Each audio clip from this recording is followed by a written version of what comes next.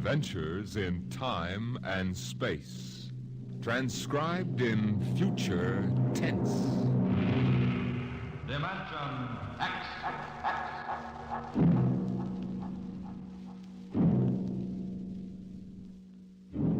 The National Broadcasting Company, in cooperation with Street and Smith, publishers of astounding science fiction, bring you Dimension X.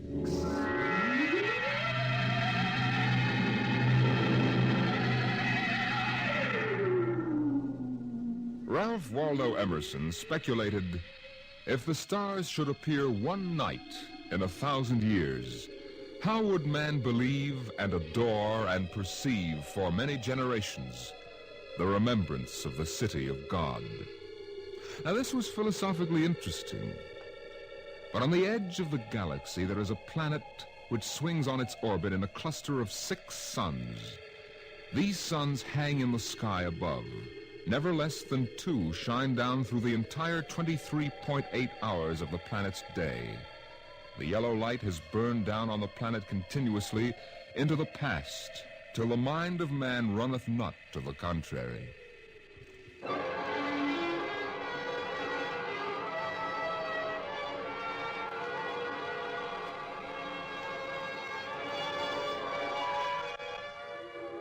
Theremin was a reporter for the Cerro City Chronicle. He covered them all, from the night police beat to politics to the sports pages. And the city editor wanted him to cover the biggest story of the year, perhaps of all time. It was an interview, a particularly difficult interview. But then, since his first days as a cub, Theremin had specialized in difficult interviews. He didn't expect violence, though, from an astronomer. You're from that newspaper? Well, you've got a lot of gall coming here. Now, wait a minute, Dr. Aton. It's only a job. I've read your paper. You've been riding this observatory for 2 months now. You've attacked me personally. I have nothing to say to you. All right, look, this is your chance to get your side in the paper. I'll give it to you straight. 2 months ago, the observatory issued a press statement that the world was coming to an end. Now, that's the same story that the cult of Revelations has been preaching. And when a scientist backs that up, it's news. Our conclusions have nothing to do with the cult. The cult of Revelations is full of superstition and mysticism. We are scientists. Yeah. And you got the people pretty angry. That does not matter. You know, if I can't get the story from you, I'll have to go somewhere else. Go ahead. All right. You know, Dr. Aton, the paper can be pretty rough on someone who doesn't cooperate. Young man, if you're not out of the observatory within 5 minutes, I shall call the police. Now get out.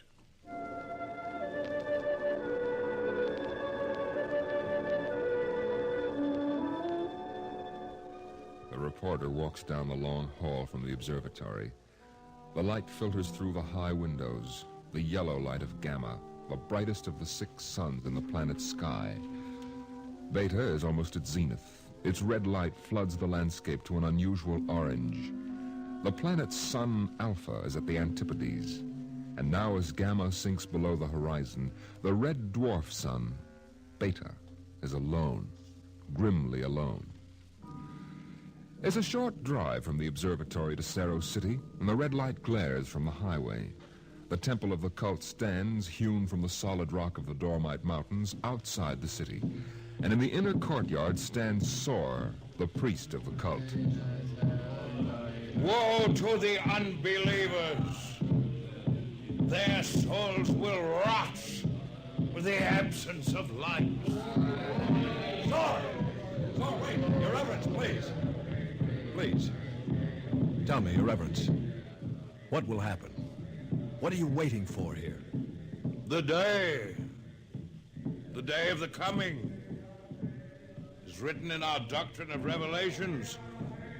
It came to pass that the sun, Beta, was alone in the sky. The world was shrunken and cold. Men did assemble in the public squares and highways. Their minds were troubled and their speech confused, for the souls of men awaited the coming of the stars. The lip of the cave of darkness past the edge of Beta. and loud were the cries of men. There was no light on the surface of the world. In this blackness there appeared the stars in countless numbers. And in that moment the souls of men departed from them. Their abandoned bodies became even as beasts. And the stars then reached down the heavens' flame, and where it touched, the cities of the world flamed to destruction. So that of man and all the works of man naught remained. So it is written.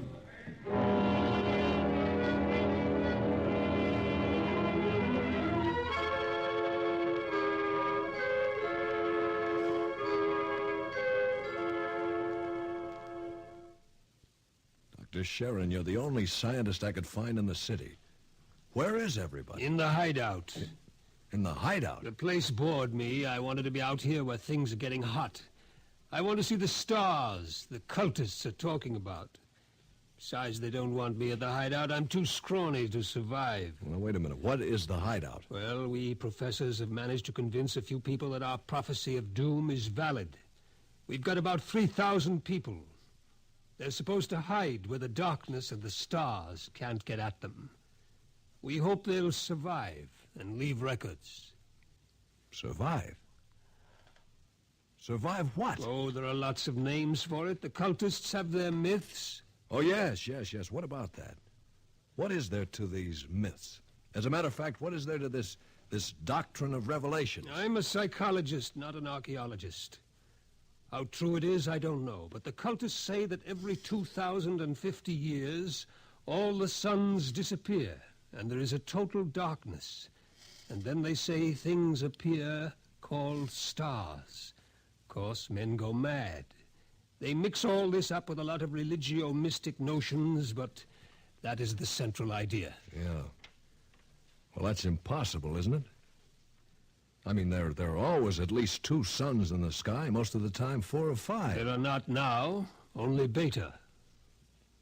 Dr. Sharon, you mean that there's going to be worldwide darkness tomorrow? That all mankind will go violently insane? What's behind that? Well, for one thing, this is history of civilization of the world. We've located a series of cycles of civilizations comparable to our own, all of which, without exception, were destroyed by fire at the very height of their culture. All right. But is there any scientific theory behind this and that would explain it? The University Observatory finished their calculations 2 months ago. Tomorrow there will be an eclipse of Beta so that the planet will become dark. That eclipse comes every 2,049 years. Darkness comes. Maybe those mysterious stars that no man has ever seen. And then, madness and the end of civilization. I see. And the scientists expect to live through this at the hideout, huh? They plan to photograph the eclipse and leave the records, and then the rest of mankind will know what to expect. Mm-hmm. Dr. Sharon, what is there in darkness to drive men mad? Have you ever experienced darkness, young man? No, but I know what it is. It's just, well, no light. Draw the curtain. Well, what for? If we had 4 or 5 suns out there, we might want to cut the light down for comfort, but with only Beta... That is the point. Just draw the curtain and then come here and sit down. All right. What? Dr. Sharon, I can't see you. Feel your way. Yeah, but I can't see anything. Do you like it? Well, no, it's awful. The walls. They seem to be closing in on me. I want to keep pushing them away. All right. Draw the curtain back again. The light.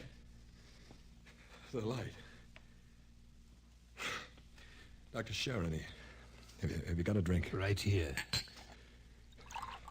That was just a dark room. Yeah. It wasn't really so bad. You're afraid. Yes, I am. Just darkness can do that? This isn't just a metaphysical theory, young man. It's promulgated from observed data. Come with me. Where? The locked ward down the corridor. All right.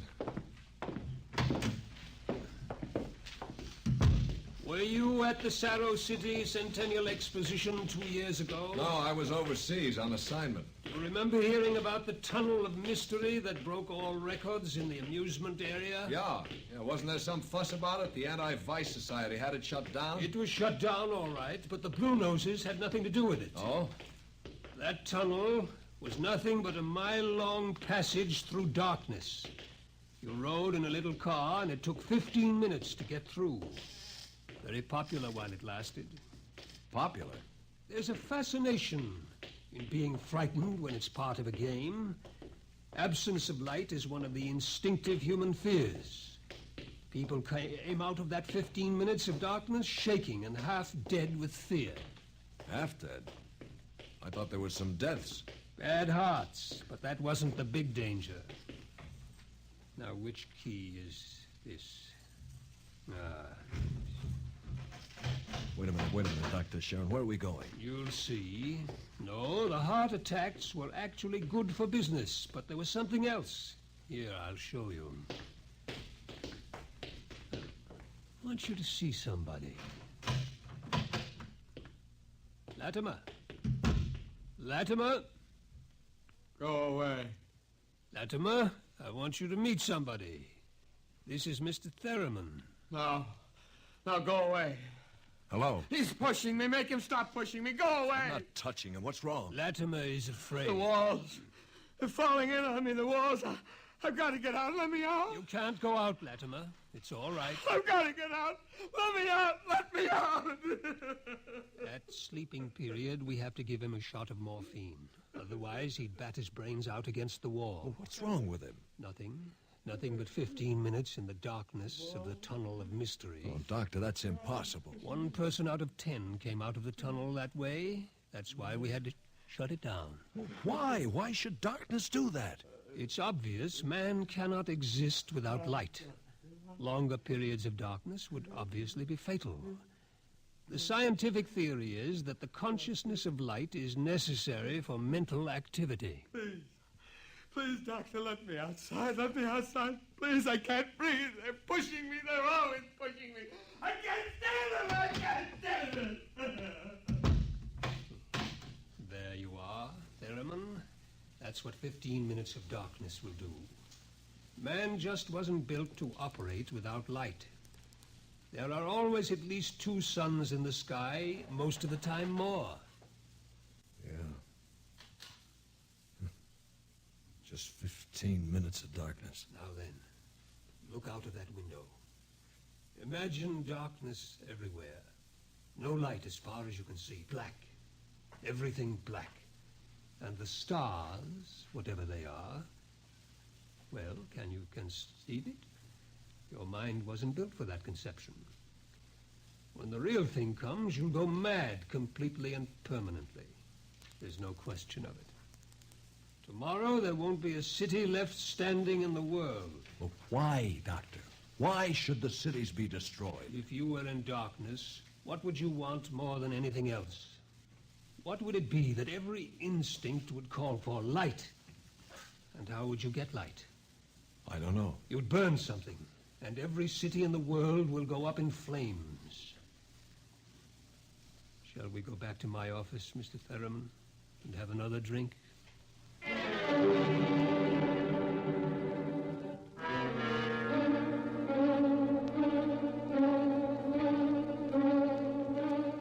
Through the skies, the red sun Beta shines alone. The wind howls across the city. It's cold, colder than man can remember. And as the hour approaches, the reporter goes out and speaks to the man in the street. Excuse me, sir. Excuse me, but I'm from the Chronicle. I'd like to talk to you. Ah, a reporter, huh? That's right. My name is Pellet. 2 L's. Remember the 2 L's. All right. Mr. Pella, what's your occupation? Power technician at the North Division plant. Uh-huh. You're making some kind of a survey, huh? Yeah, in a way. Where are you going now? Home for supper. Well, how about, well, what I mean is, what are you going to do tonight? You mean about this star stuff? Yeah. Well, I'll tell you, mister. It don't stand to reason that the end of the world is gonna come boom like that. It just don't stand to reason. In other words, you don't believe it? I didn't say that, but it just don't stand to reason. Uh-huh. Have you read what the scientists say? I don't read stuff like that. Only the headlines. Yeah. How about the cult? Well, now, like I always say, I've got nothing against religion. You don't believe them either? Well, they've always been shouting about doom and sin. Listen, bud, when you've been around as long as I have, you get to know the score. It's all right to preach that Judgment Day is coming and all, but just the same, I'm putting money in the bank. Uh-huh. Well, tell me, how about darkness? About what? How would you feel if there was no light? You crazy? How could there be no light? Well, now, suppose all the suns went down at once. Suppose everything was black. Well, it's crazy. What's the use of supposing something like that? It couldn't happen. It's crazy. Yeah. Well, that's all. Thank you. Sure. Look, mister, remember, pilot with 2 L's?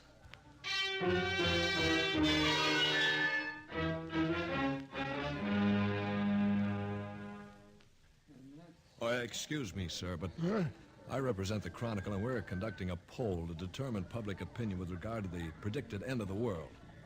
How do you feel about it? All this talk of scientific explanation. It's sinful. That's what it is. Oh, I see. Well, then you're a member of the cult, sir. I sure am. Been a member since I was a boy.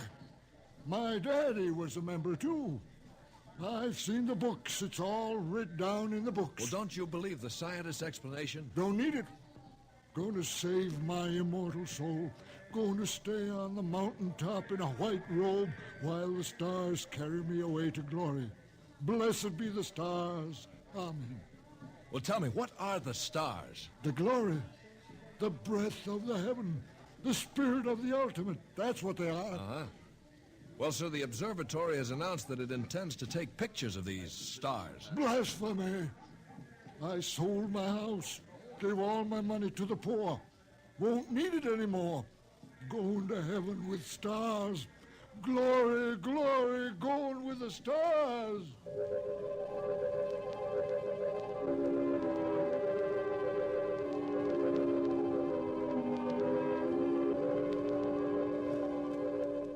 The reporter checks the stock exchange, the stores.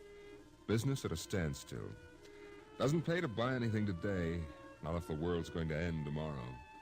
There are predictions of economic collapse in the financial section, layoffs at the factories on the edge of the city.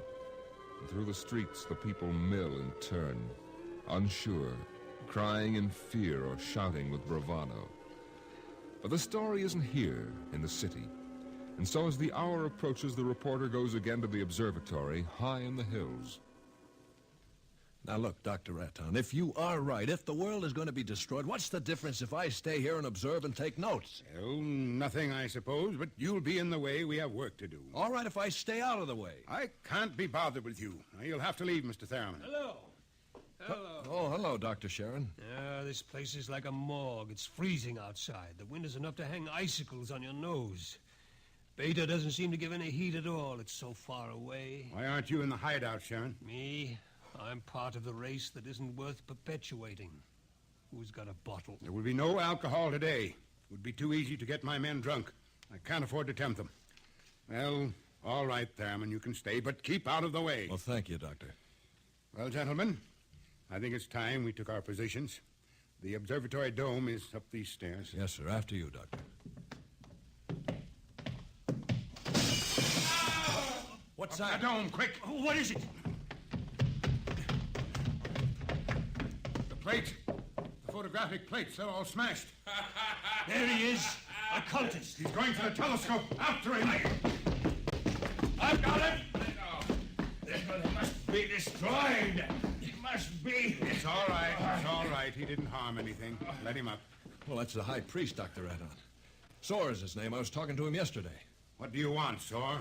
Nothing that you would give me of your own free will. I made a bargain with the cult to give me certain data you had.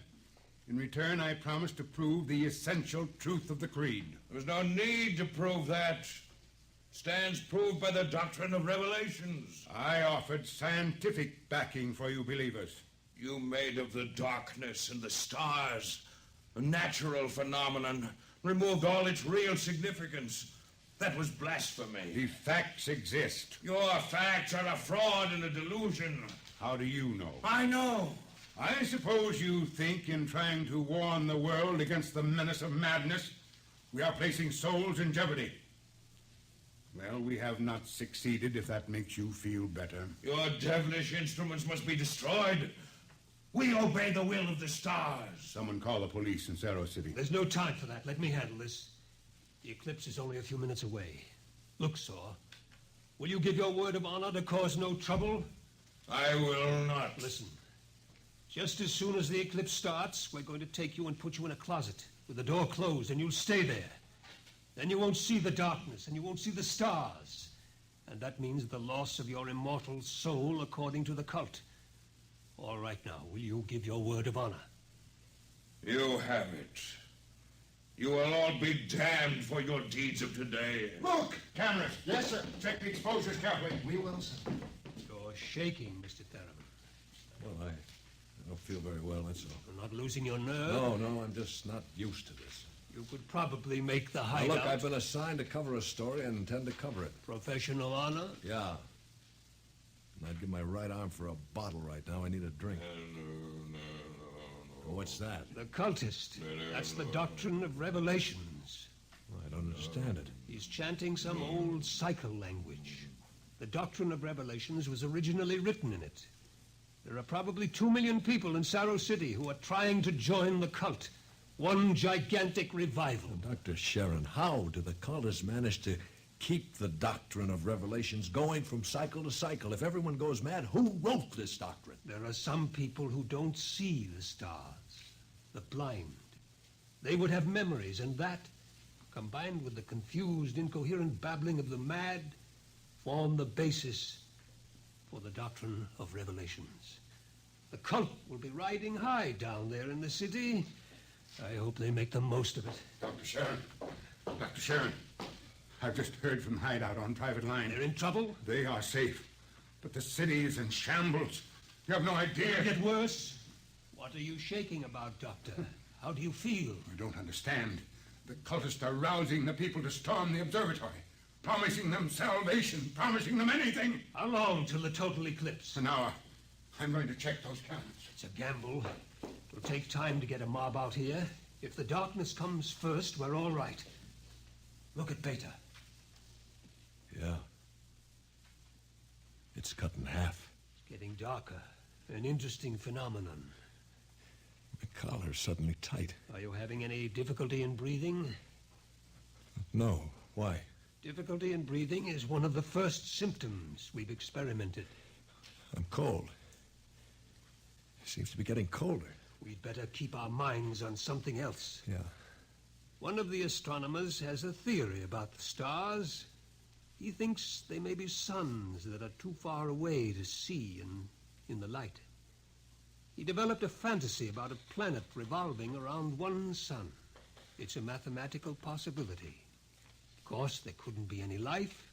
Part of the planet would always be dark and without light. Well, it's obvious. Without light, there can't be any life. It's time for the artificial light. We can't read the instruments. Artificial light? One of the researchers in the university worked it out. It's animal grease packed around a wick. Here, I'll light it with this spark. Why, it's beautiful. Yellow light. After 4 hours of red. It's beautiful. Light. Light.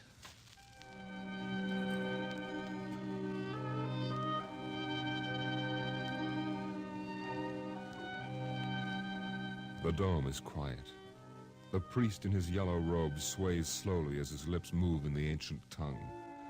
Over and over he whispers the invocation to the stars. The technicians hunch over the instruments, and the sky gradually turns a horrible deep purple red. The air grows denser.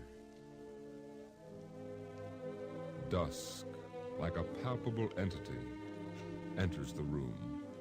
The dancing circle of yellow light about the torches etches itself into ever sharper distinction against the ever-gathering grayness beyond. Outside, Beta is a mere smoldering splendor, taking a last look at the world. The western horizon in the direction of the city is lost in darkness, and along the highway to the observatory surges a menacing, shadowy mass. The mob from the city. They're coming. How long till total eclipse? 15 minutes. But that mob will be here in 5. We'll hold them off. Come on, Thurman, downstairs. No, wait a minute. There's no light down there. We have to block the door. Come on. I can't breathe. I can't go down there. Take a torch. We'll take light with us. Come on.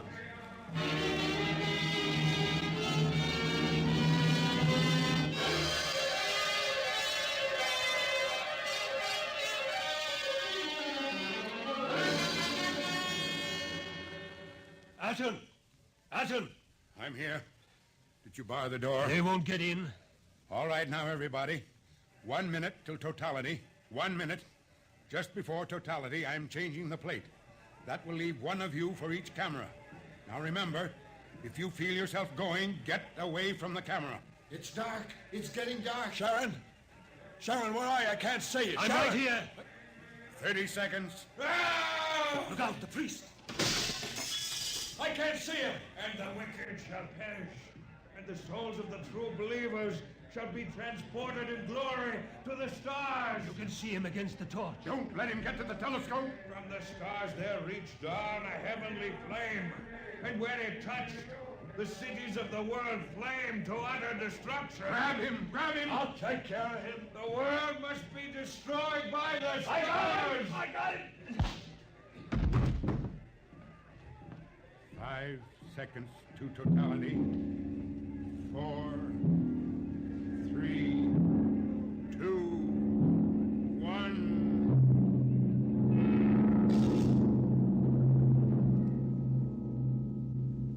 The sky is black, and through it shine the stars. 30,000 minute suns shine down in soul-searing splendor. It's more frightening in its awful indifference than the bitter wind that shivers across the horrible, cold, bleak world. The stars. The stars! The stars! The walls! The walls are coming in on me! They're coming in! Light! Light! Darkness forever and ever and ever, and the walls are breaking in. We did not know! We did not know! We did not know!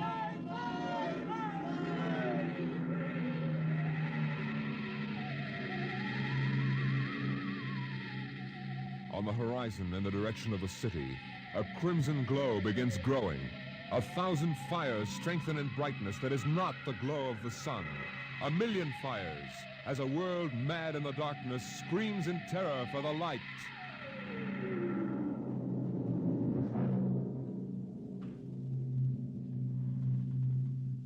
The night has come again.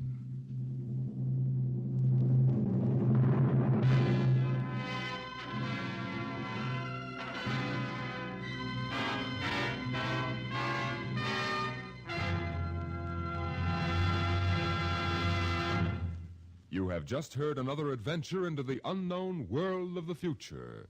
The world of... Dimension X.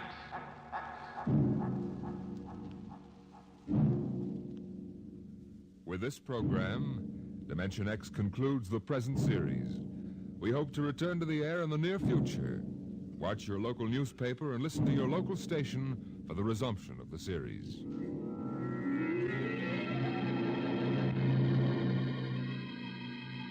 Dimension X is presented and transcribed each week by the National Broadcasting Company in cooperation with Street and Smith, publishers of the magazine Astounding Science Fiction. Today,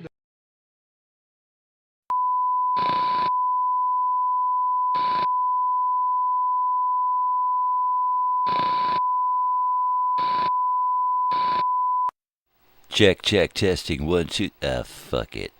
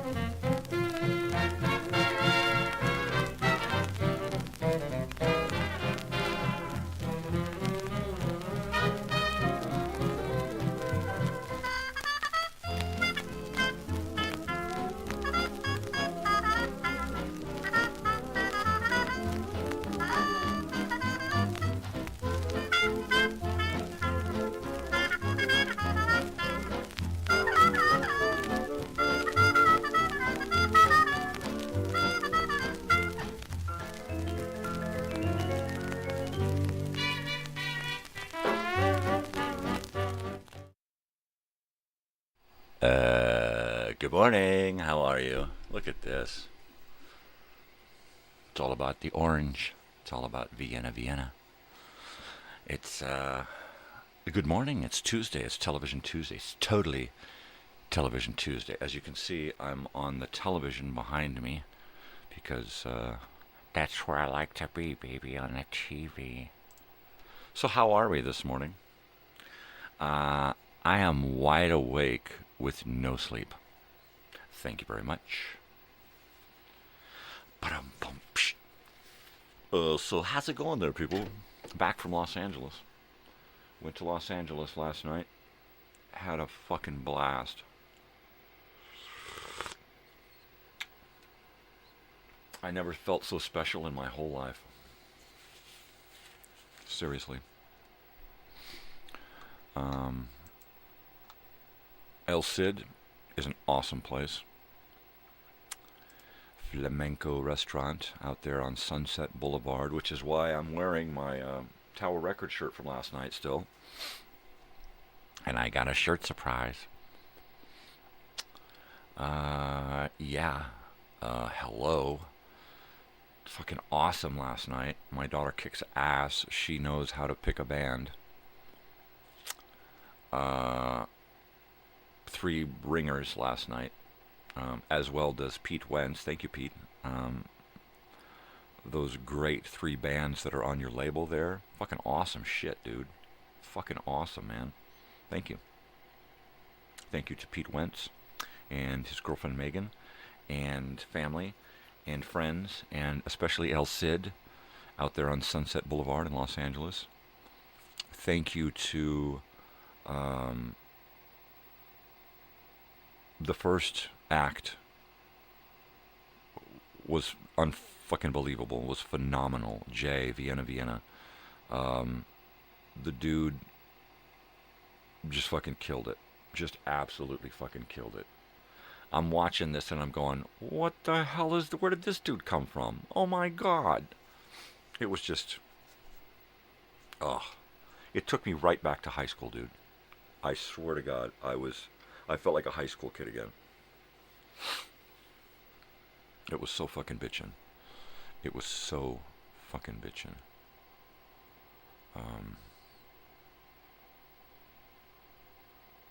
Hot cheese.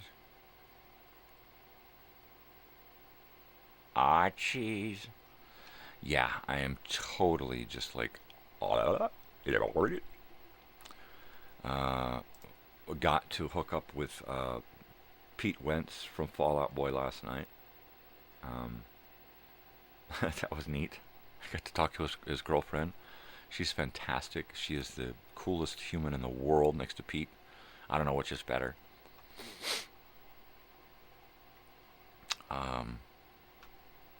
Yeah, I really wish that I could remember everyone's name from last night. I was going to have my daughter write it down before she went to bed, because I can't remember everything.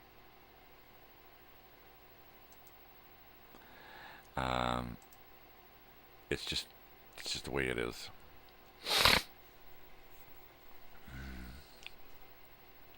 But, my goodness, all of these people were so freaking cool, right? I was blown away on how friendly everyone was.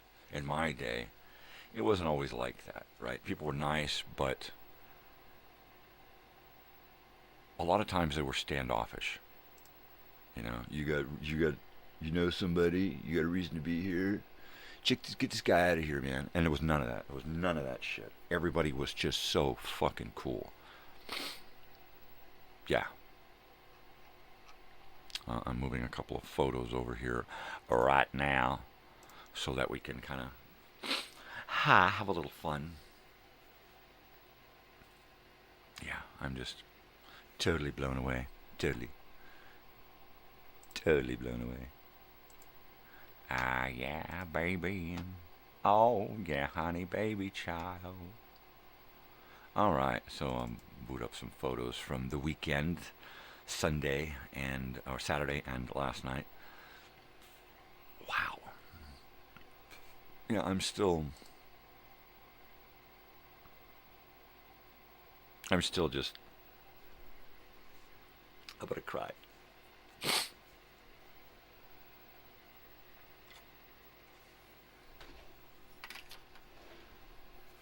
Every one of those kids last night made me feel so young. You make me feel so young. You make me feel there are songs to be sung. The spring has sprung, and I got a lung to sing. I got a big old thing. No, really. Those kids were so fucking cool. Every single one of them. Well, the bartender, she was really, really nice. Everyone there. Everyone. It was just, my gosh.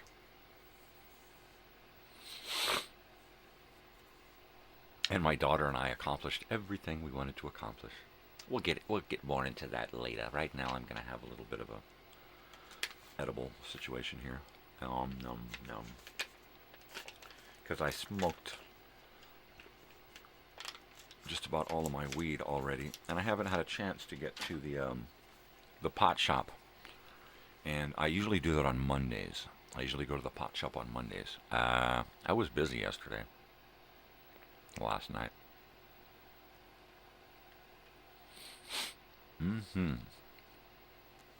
My daughter says she likes the tangerine cannabis infused better.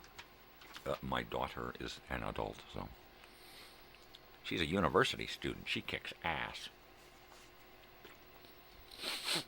Yeah, I had to boast about my daughter last night to anybody who will listen, right?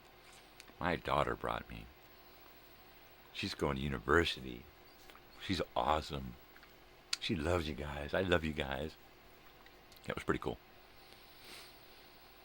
Pretty cool stuff.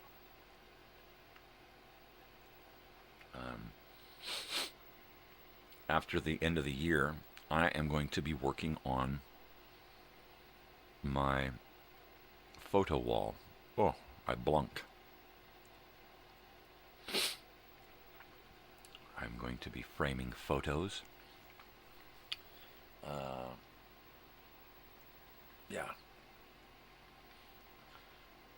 Oh, man.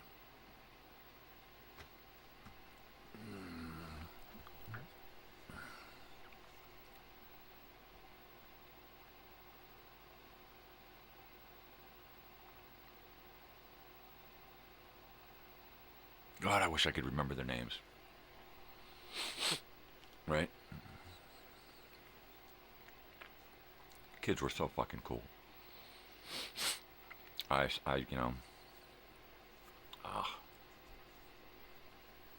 Yeah.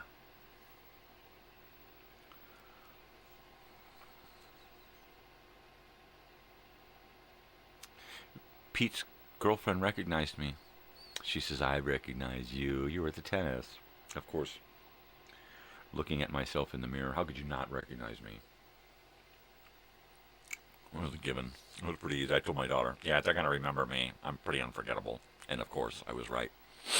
But I saw a lot of kids from the tennis open invitational thing that we went to on Saturday that Pete put on for tennis, right? And yeah, and he's got his own record label, and he's promoting these bands that are so fucking cool. I mean, they are some cool fucking bands. The fact that my daughter and I have such close tastes in music. The first act started, and so later on she tells me, yeah, that's the whole reason I went there was because of the first act. And I'm thinking, Mike, that was my favorite act, and it was her favorite act, right? And she enjoyed the rest of the acts, and I did, and it was really awesome. They had a raffle. We didn't win. But that's okay. It was so awesome to be there, to be able to support those independent groups, you know, those artists that you may otherwise never have heard about if it wasn't for people like Pete. Just fucking awesome shit. Pete Wentz kicks ass. He is one cool fucking dude. My daughter's like, it's so cool that we're almost the same size. He's like just a little bit taller than me. She says they're all short in Fall Out Boy. Bunch of short guys. And I said, Fall Out Boy, that's Pete and Patrick and Andy and Joe. Hey, I got it. Hey. I remember those guys. My daughter's been coaching me. Boy, this edible is really potent tasting. I can see what my daughter means about the flavor of the little. Some of these are a little different. Some of these are individual, and then some of these are like a cookie that you have to cut a piece out of. The mixed berry and I'm going to say that it's the cookie one. It's really concentrated, the rosin flavor, so it overpowers the berry flavor. The tangerine ones, the tangerine is overpowering, not the rosin flavor.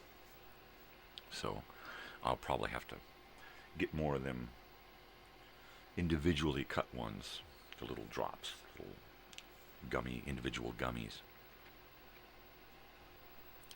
Good stuff. I tried not to be too pushy last night, but I did offer up my hobby cards to some of the kids there on stage afterward to see if they have any inclination of coming out to Joshua Tree. Hit me up. Not only can I probably find you a really good place to stay for nothing, or next to nothing, but I'm kind of hooked in with the music scene around here. I kind of know a few people, and I could hook something up. It'd really be great if I could get you guys to come out to Pappy and Harriet's and do this whole thing at Pappy and Harriet's, right? That would be cool. So get in touch with me so I can put them in touch with you, right? Totally. I'd love to see these kids out here. That'd be fucking awesome. Totally awesome, dude. Yeah, I'm just like, wow. Whoa.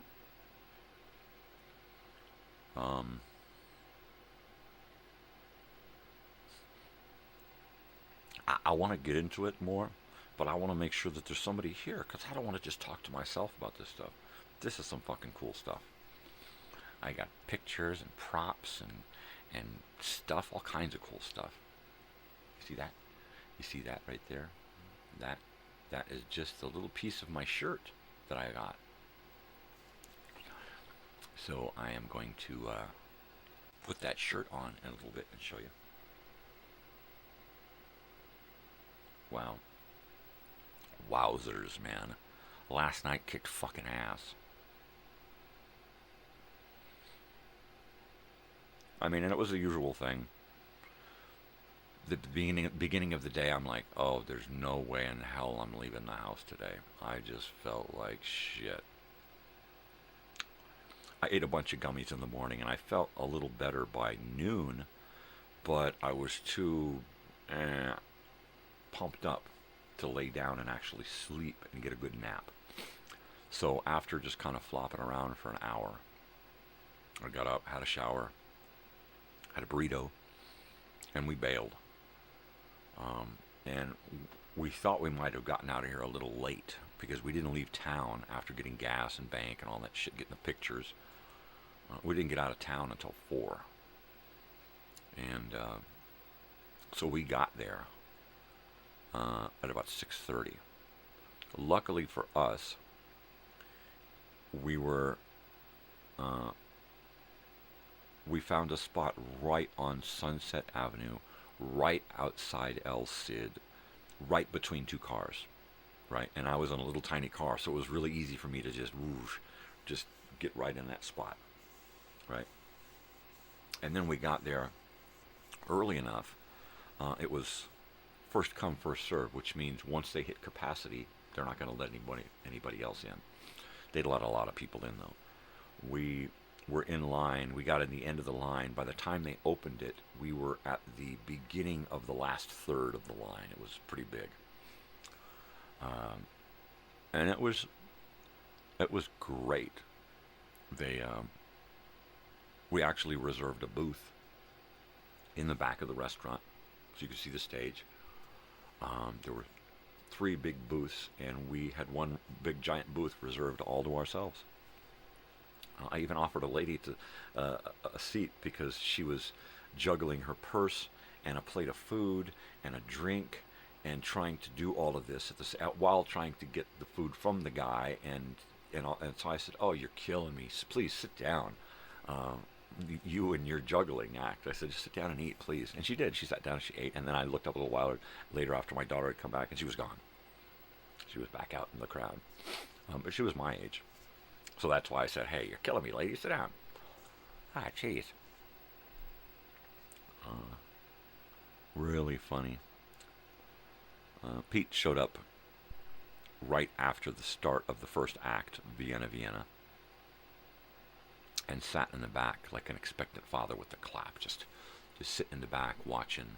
Nobody noticed that he was there. He just kind of snuck in the door and stood behind one of the booths, looking, in this hall, looking out. And I'm like, ooh! I texted my daughter, who was up at the front of the stage, and I said, "Oh, he's here. He's in the back with a red hood." She's like, "Pete." I said, "Yeah, your food's here too." So she finished up a song and came back and hung out for a few minutes. But I kept telling her, "No, this is your thing. Go, baby, go." I mean, she's got her concert chops now, right? She's been in a concert with 60,000 people, right? I mean, I don't know how big the festival was that she went to, 100,000 people or whatever. It was a lot of fucking people. So a little restaurant with a couple of hundred people, that's nothing. I'm like, you're the bomb, kid, go. I said, look how loose it's packed in here. I said, you should be able to just wiggle right up to the front. And she did. She was like all over the place. She was like over here, over there. I couldn't find her.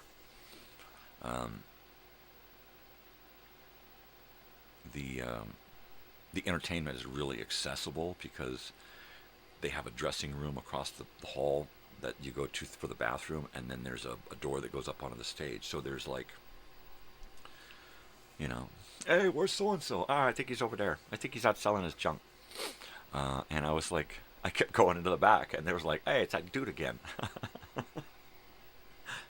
I'm walking around looking out the back door, talking to people. "Hey, you see now what's his face around?" "No, I think he's over here doing it." I told the bartender, "Hey, if you see Pete around, tell him to shoot over to my table and come and see me."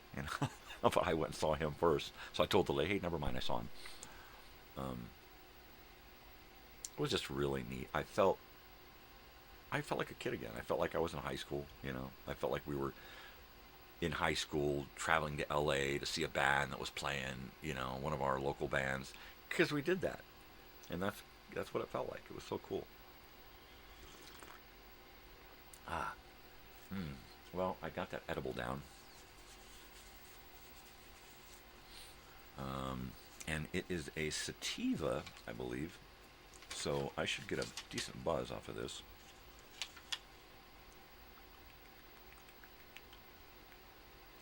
I was up kind of late, like all night. We got home at 12:30. It was pretty early. Well, I was surprised. But we got out of there kind of early. It was an early night. I'm going to say that Vienna, Vienna did the longest set, the first set. And then Carr came out. She did a great set. Yeah, she was really, really fucking cool. And then, what the hell were they fucking called? Days of something. I can't remember. Oh, I'm going to just shoot myself. Anyways, I was just totally in love with Vienna as soon as he did like one song, and I'm like, at first I was like totally confused because, like myself when I was younger, I had long blonde hair, no facial hair, and no outstanding male features. So when I was younger, I used to get confused for a girl all the time, right? And it was kind of the same thing with Vienna. I'm like watching, and the first song was a gender bender. So I was like, is this a girl or a guy? Because I'm like way in the back, and all I could see is a blonde-headed kid up on stage with a guitar. And my daughter said, it's a guy. I'm like, okay. The second song, and it's another twisted direction with this song. So I'm like, well, okay. And every single song that Jay did, I blunk, was just crazy fucking good, right? I should have recorded stuff last night, but I was having too much fun just kind of being in the moment. I didn't want to have my phone in my hand. The only time I had my phone in my hand was to send my daughter a message. Here, come sit down so I can go buy a record. Or when I was taking my phone and trying to get a picture with somebody. And that's it. And I did. I got 3 righteous fucking photos last night.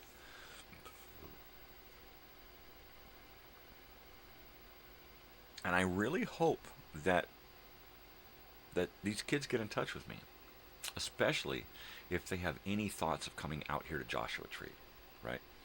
Because I would totally fucking dig that. You know, I could be host to some, junior celebrities. These kids are cool. Any celebrity status they get, they will earn, because they are really fucking cool. I mean, each one of them could have been like, oh man, you old dude, we're here for the kids. We're not here for some fucking old fart, right? And they were really fucking nice. I mean, literally, I want to cry. They were so fucking nice. Yeah. Way cool. I don't have much, but I'm going to take a hit. Yeah, I am probably going to try to get a little rest after this. I laid down, I think it was after 2 when I finally rolled over and tried to close my eyes and get some shut-eye. It didn't work too well. I didn't have to get up and take a leak because I wasn't asleep long enough. I wasn't down long enough. Sam, bless his heart, he tried to sleep with me last night on that couch. And Bessie didn't know what to do. I'm on the couch, and she's like, she didn't want to sleep on anything in here. And she doesn't like to go into the bedroom unless somebody says, come on, get up on the bed, right? Especially if there's somebody in the bed. And so she kept walking back and forth, back and forth, back and forth, back and forth. Finally, her footsteps woke me up, and I'm like, Bessie, go lay down. Right? And Sam's like, all right, I'm sick of this. And he got up, went into the room, and I think him getting up onto the bed is what told Bessie it was okay, get on the bed now. And I said, oh, screw it. I got up, made sure she was in the room, and closed the door, because I did not want to hear those footsteps on the freaking floor. Because literally, I have my father's post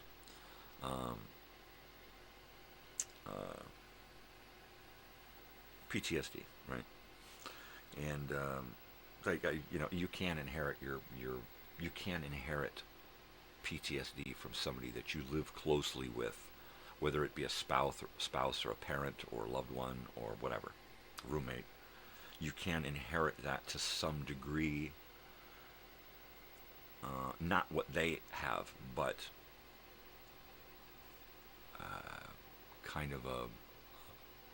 it kind of rubs off on you, right? it's not PTSD. It's kind of like a watered down version of whatever they have. You kind of get symptoms of that because they're constantly throwing shit in your direction, right? So I've, with my insomnia and living with my father's PTSD and many, many other issues, pain being the number one, I don't sleep too well. I don't sleep too well at all. Never have.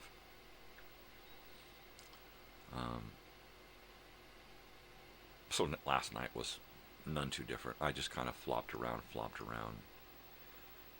At 4, the alarm went off. I just dozed off before the second snooze, or the first snooze. I snoozed the alarm, and then 10 minutes later it hits it again. I was just dozing off before that 10 minutes, next 10 minutes to take me to 4:20.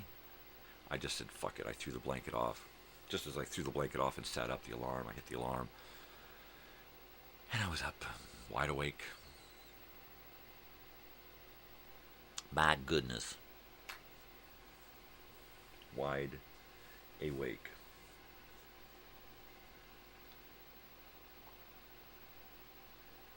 And last night before my daughter goes to sleep, it's like 1:30, and we're sitting in here hanging out. I'm trying to find some crap on TV. And she shows me 3 promotional videos that Pete did with Vienna, which is why she was prompted to check out his music, right? And she did, and that's why we went Monday night, because she really wanted to see Vienna. Dude was tall. I mean, the dude was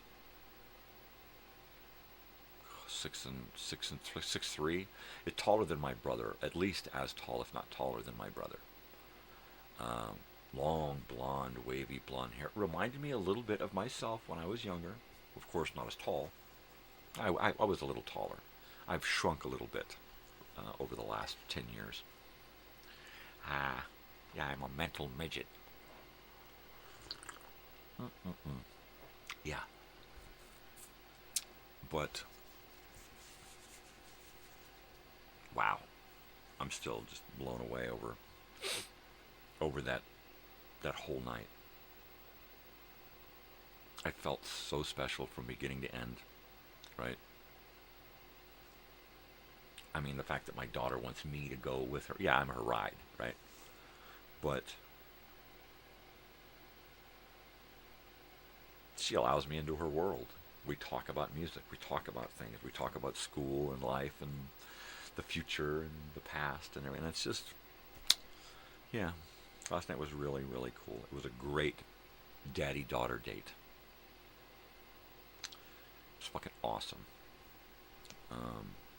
I didn't know that she was going there to see Vienna, right? A lot of things she doesn't fill me in on.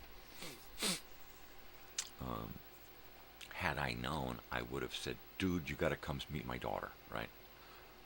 And we're just both, okay, I'm going to go and you go. Okay, I'm going to stay and you go. We kept switching off so that we didn't lose our booth and we could leave our stuff at the booth.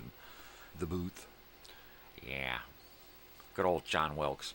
But it was very, very cool. I can't wait to see these kids again. I just can't fucking wait. A lot of these lesser acts, right? A lot of the opening acts, these younger groups that we've seen over the last year and a half. Wow, right? Wow. Linda's just fucking killed it when they opened for Paramore. Who was it? Black Star Kids just shredded the fucking house. Just tore up the Forum when they opened for 1975. Right? Just fucking killed it. Sheesh. Oh, there was a girl who opened for 1975 at the Hollywood Bowl. And darn if I can't remember her name. It was a word play on a wordplay thing. But she was so fucking. I'll have to hit my daughter up. I have to get a list. I'll have to update my concert list. That's what I'm going to have to do. Oh my God, we haven't updated that in a while. She and I were thinking about putting together a video of highlights from our concerts over the last couple of years. That'd be cool. A lot of her stuff is on iPhone, and I don't have an computer, an Apple. So I try to bring stuff off of my iPhone, and it just disappears. It just evaporates. So I've got to find a program that I can plug my iPhone in, and it grabs my stuff and translates it. Right? Because I got a lot of stuff I want to post. Maybe I can get my daughter to help me with that technical stuff. The phone stuff I don't. Like, if I have to do the QR code, I just hand my daughter the phone.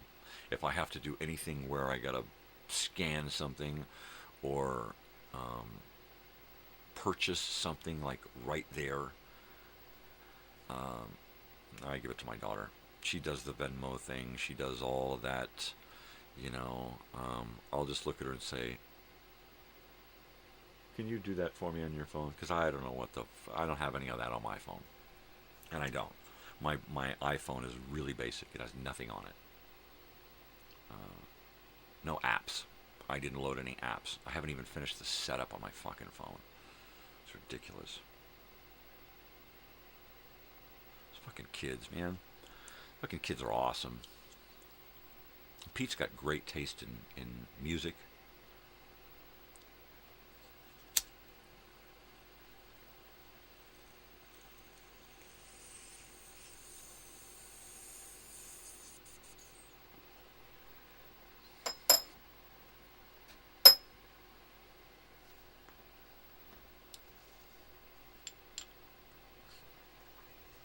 I mean, honestly, Pete Wentz was probably like, this dude, who's this old dude that keeps popping up? He's really into the whole celebrity thing, right? Not so much that I just want to show my daughter that it's okay to chase down your dream, you know? She loves Fall Out Boy. You know, I'm sure that somewhere inside of her she's got this dream that she just might be able to meet the whole band at some point, right? Meet this guy here, this guy there, you know? And that is a great dream to have, right? Because it's an attainable goal. It really is. I mean, I turned down we're like halfway home, and I cranked down the music, and I'm like, Natalie, we did it. We planned out a really bitchin' night, and we made it happen. Right? We did it. Right? And we're like fist bumping, and it's like, I mean, she's fearless now. I think she's fearless, right? She's still kind of a little timid, right? She's like, oh, I went over and I saw Pete, and all I could do was ask him for a selfie, you know, and I wanted to talk to him, but I got so flustered that I couldn't remember what I wanted to talk to him about until I got back to the table. And I said, I hear you, baby. I said, all I can do when I meet these guys is go, oh man, you're fucking awesome. You guys are so cool. I totally dig you guys. You know, you guys gotta, and that's all I could do is just go, ooh, ah, right? And hoping that at some point, if I hand them my card, they can stop by my YouTube channel or Facebook or something and kind of get a better idea of what I got going on up here, other than, oh my God, you guys are so fucking cool, oh my gosh, blah, blah, blah. Right? Because I have a fangasms. I had so many fangasms last night. I didn't know I was going to have them. I literally told these kids last night, I said, you guys are so fucking unbelievable. I cannot believe you were totally unexpected. You guys blew me away. Yeah.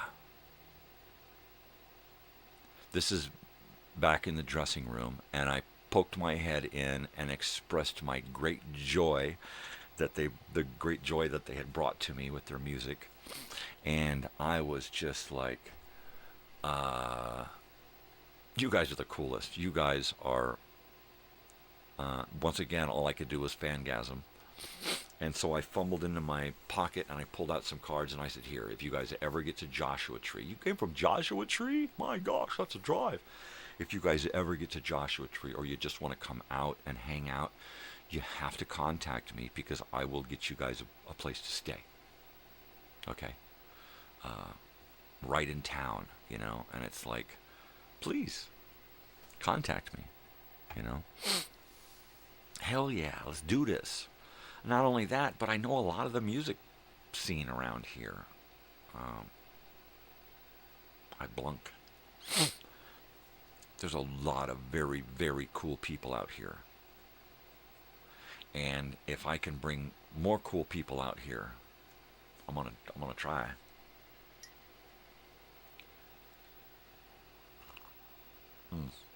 I gotta heat this up.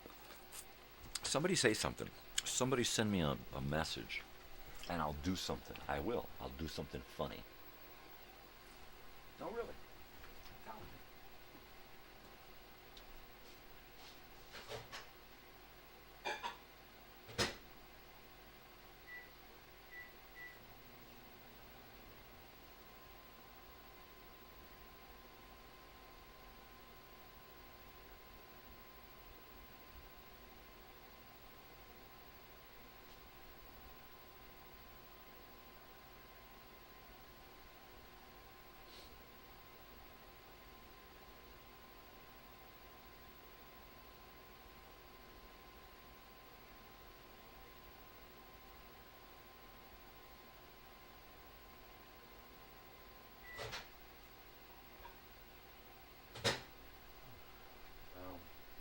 I'm out of cereal bars. I didn't make it to the store over the weekend. Well, I lied. I did make it to the store. I just didn't get a whole lot. But I didn't get any cereal bars. And I really need cereal bars because that's what I eat here in the morning when I'm doing my coffee. They're not too sweet. They're not too bland. They got a little protein in them, oats and stuff. And it's just enough to kind of get my stomach motivated in the morning to eat something else after this. So this might be a difficult day. I got some chocolate cake in there. I could do that. Chocolate cake. My wife is awesome. She don't get me entirely, but she lets me be me, you know. She accepts me 100%, even though I'm a fucking kook. And I'm flaky, and I'm broken, and I can't work, you know. And she just takes care of me, as does my daughter. I always figured that I was going to wind up with someone who would be fine until I couldn't provide anymore, right? And then I would just be, fuck you, I want a divorce. You're broken, fuck you. And I'm glad I married the woman I did because she gets it, you know. I busted my ass the first 15 years of our marriage, and then just got broken, you know. And I'm just a broken human. And it sucks, but you know, she accepts it. What are you going to do? Neither one of us like it. I work as much as I can work. As much as my body allows me to work, I work. Sometimes I push it to the limit. Sometimes I push it past the limit. Sometimes I overexert myself, just like last night, right? I'm going to pay for that. Well, I'm still in kind of a fog, still in a limbo state right now. Once the whole sleep thing is taken care of, that's probably where my body's going to start to feel it. Once I lay down and get a good 4 or 5 hours sleep, that's a good night for me. I'm going to feel it in my bones. The next thing that I do physically in the next couple of days is going to make me feel really old and broken. So, I avoid it like the plague.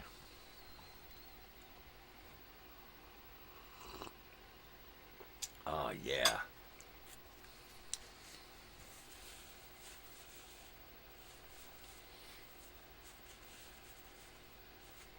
These kids had some great, funny, fun,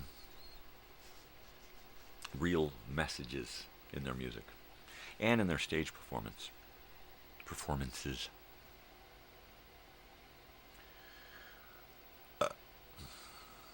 I don't like the Starbucks coffee. It's too potent, but it doesn't have a strong enough flavor. You have to really over coffee your stuff, and then it's got too much power. It's got too much caffeine in it. If you use half as much coffee, then it's weak. It's still got some zing to it, some boost, but it just doesn't have any flavor. So it's either too much flavor and too much caffeine, or not enough flavor and enough caffeine. So I'm probably going to recommend that we take this coffee, grind it up, and drop it off at one of the houses that we caretake. Because those people probably dig, Starbucks. We're always finding Starbucks cups. So we'll leave it for the tourists. And we'll go back to getting something like Pete's. Something, even if it's, whole bean. I know Pete's coffee, and that's good stuff. I'm not really fond of Starbucks coffee. It's overrated. It really is. It's overrated. It's not that good. The quality's not that great. The roasting isn't all that uniform. I'm just not into Starbucks. I never have. I have been drinking Starbucks over the years since it first came to Southern California back in the 90s, right? Or at least that's when I remember first going. And it's always been like, I can make better, or it's better over there, right? And it was just status. It's just a status thing to get your coffee at Starbucks. That's all it is.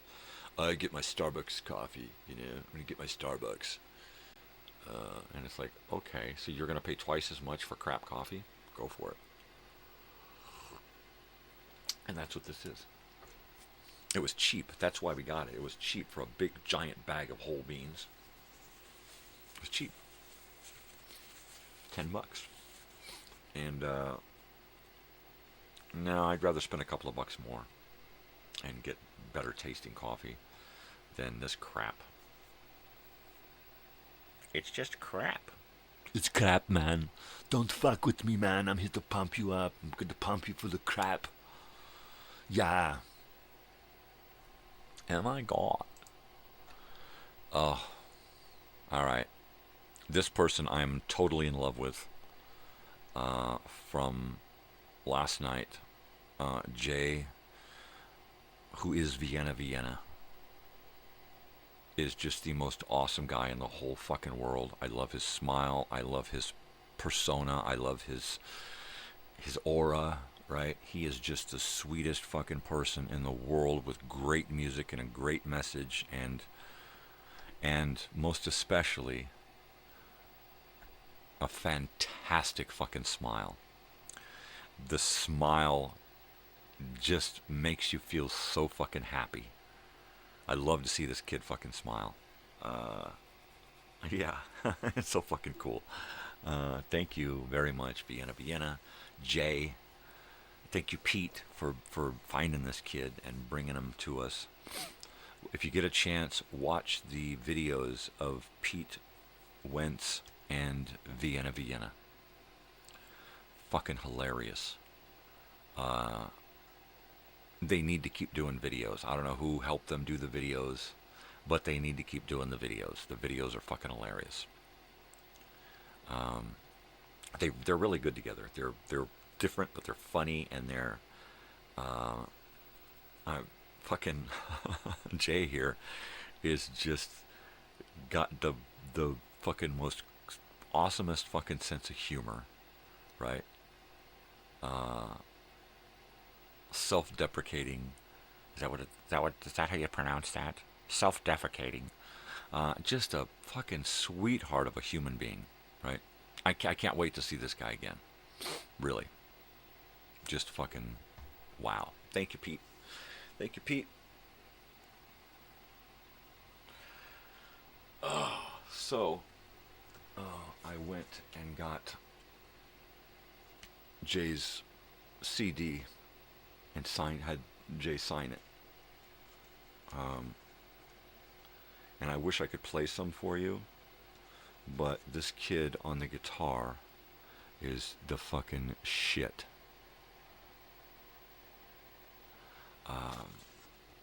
Solo act. The kid and the guitar, and I think one of the drummers from the other band came up and sat in. Fucking dude. All I could say was, dude, it was so fucking awesome. You kick ass, dude. I mean, I was just like, I was a kid. I was a kid again with a mumbled mouth and could not speak.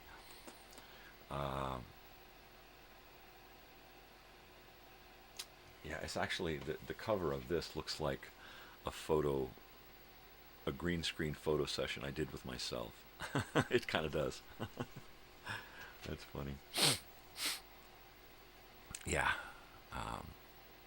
I just can't get over this kid's smile. I see this kid's smile and I'm totally taken back to the 70s. The hair, the smile, the attitude, the eyes, the voice. I'm like, dude, how did they transport you out of the 70s and into my world here, right? How? How did this happen? Yeah.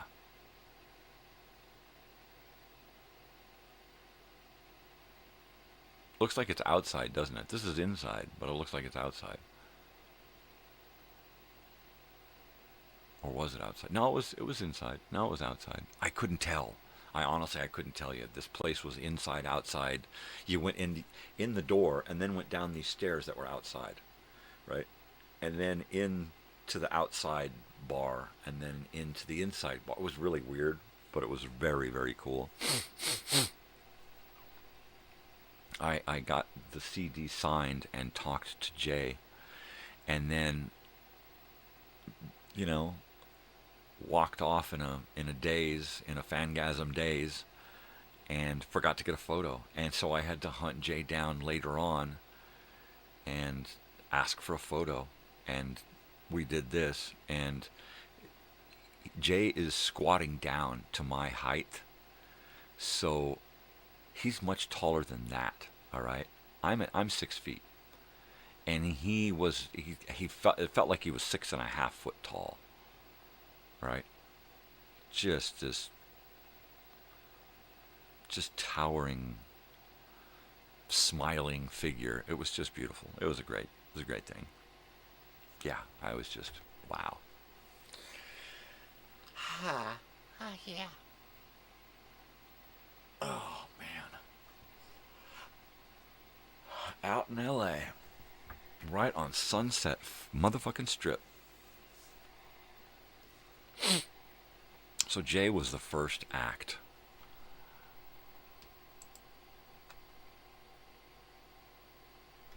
These guys were the last act. Emin in the back there. Emin is the lead singer. Kyle on the right is the bass player, and of course the shirtless dude is the drummer.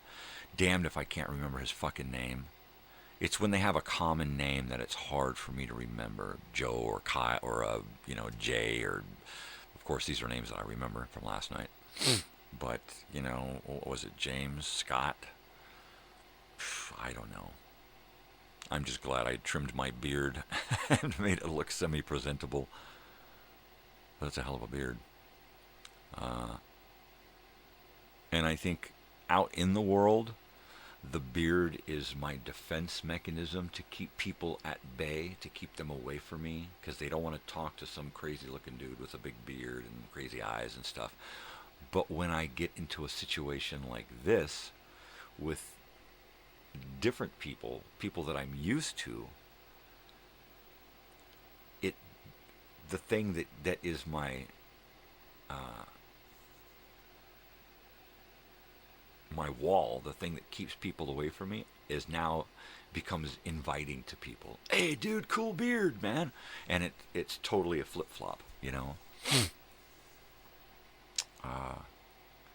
And I mean, these kids look at me like I'm their grandpa or something, or dad, but they honestly, I get more respect from these kids than I ever got from adults during my entire life. Seriously. From anybody my entire life. Outside of, close family and friends. Yeah, I mean, seriously. These kids treated me nicer than I've ever been treated before by kids a third my age. Yeah, I feel honored. I feel lucky, I do. I feel privileged. My daughter makes me feel privileged. These kids make me feel privileged, I keep looking at the world as if it completely sucks, and my daughter takes me to things that makes me think the world doesn't suck completely. My daughter can find the good in the world, so there must be good out there, right?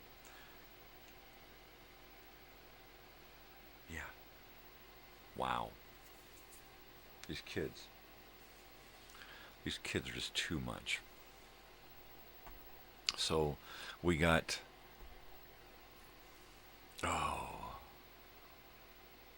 it's just a phrase. A day of fun, something like that. I mean, it's just and I'm just bad with phrases. If it was one word, I probably would be able to remember it. If the drummer had a slightly abnormal name, I would probably be able to remember it, but I can't. And let's see, can I do that? Yeah, here we go.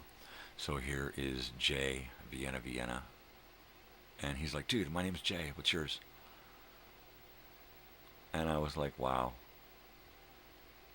Who raised you, man? You're so cool. Just so, I mean, it makes you want to think that Pete sent them to charm school. All right, if I'm going to be your record company, if I'm going to be your label, you guys got to go to charm school and learn etiquette and all of that, because they were all super fucking cool. I don't know how. Maybe he did. Maybe he coached them all on how to communicate with the public, right? Because he's really sweet. Pete Wentz is a really sweet, accommodating, sociable person, right? And all of these kids were just like that. I don't know. Maybe he does have Pete Wentz charm school,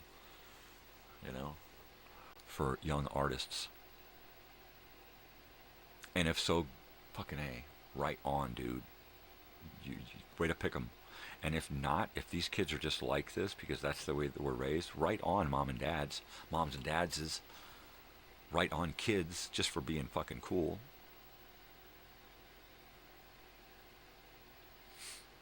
Yeah. And then let's see, what do we got? This is from the Invitational. That's Pete Wentz. I cropped this down into a landscape and had it printed, and he signed it. And that was way cool of him. Because like I said, these celebrities, they don't have to do this kind of shit. They don't have to do these tennis invitationals. They don't have to do these working with these kids and bringing up, new artists and stuff. He doesn't have to be nice. It's not required to be a celebrity that you got to be nice. And these guys are really fucking nice. And there he is with my daughter.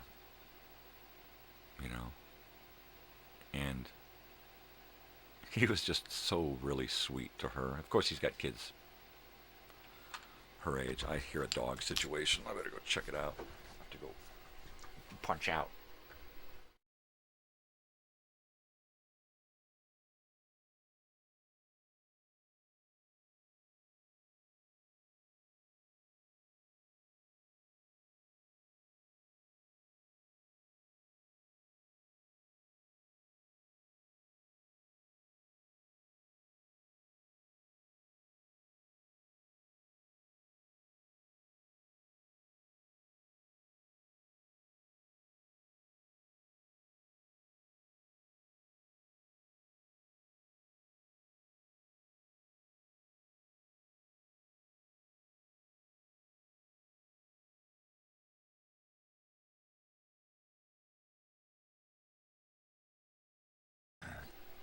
right, I have dogs. They wanted to come out, so I've got Bessie and Sam. Sam, of course, is on the couch in my pillows and blanket. He's just tucked himself in. And Big Dog is in her bed. So, oh my gosh. I can't believe it's 6 a.m. I feel like I just got home. It was only 5.5 hours ago that I walked in the door. And I should have been able to sleep last night. But I was too wired from the drive and the Cokes that I drank. Hi, bud. You need to go out? Oh, I think he needs water.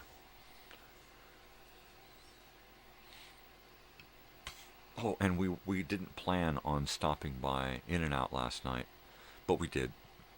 We had already gone by there Saturday night, and we're like, we're not going to do it like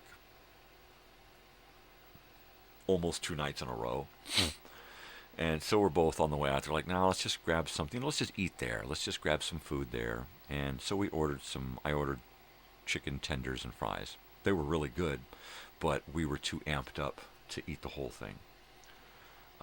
So we each ate like a half a piece of chicken and some fries, and I drank a Coke, so I was pretty jolted. I blunk again. And then she, of course, like me, was just too damn excited. And, yeah. So on the way home, it's like, all right, well, I got to take a leak. And we got out of L.A. and finally got on the 10. And it's like, oh, look, there's Francisquita. You want to stop? And she's like, yeah, at least let's stop so I can go in and do my contact lenses and get those out. And so it was my turn to use the bathroom first. So I was like, okay, order food, and I'm going to go into the restroom first. So then we switched, and I got the number. And so she gets done taking her contacts out. Food is ready, and we just went to the car. It's like, all right, well, let's go to the car. I can drive and eat. I'm a Southern California kid, so that's second nature for me. So we got out, got on the freeway, got down the road, and it's neat because you get off, you come down the 10 east, and you get off on Francisquita. You go around, you go down, cross the lights, and go to the restaurant. And then you can't get back on the freeway from there. You got to go down through an old industrial park and back and around and get back on the street before Francisquita.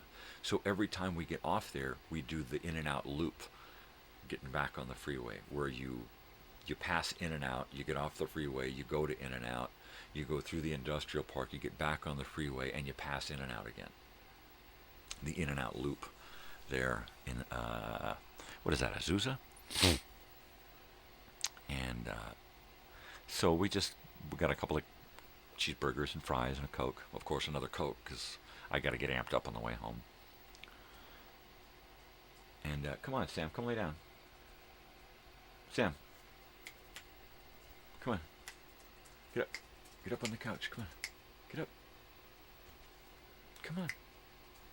Oh, he wants to go into one of the rooms. He likes to get tucked back into bed.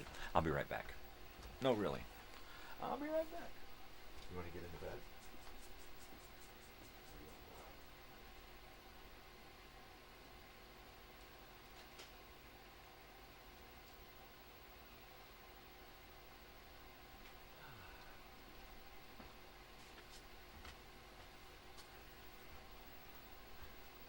I can't wait to listen to this CD from Vienna.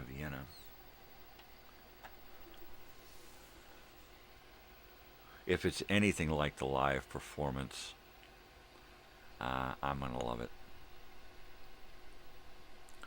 Fucking A, man. The whole, the 3 videos that my daughter showed me, there might be more. Hilarious.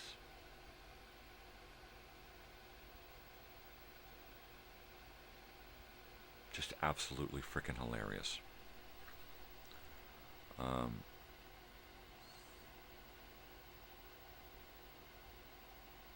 Yeah, I can't wait to see this kid, Vienna Jay, do some more stuff. I told my daughter, okay, follow these kids. Keep up on what's going on with them, because I want to know. I want to know what's going on with these kids. I want to know. I want to know right now.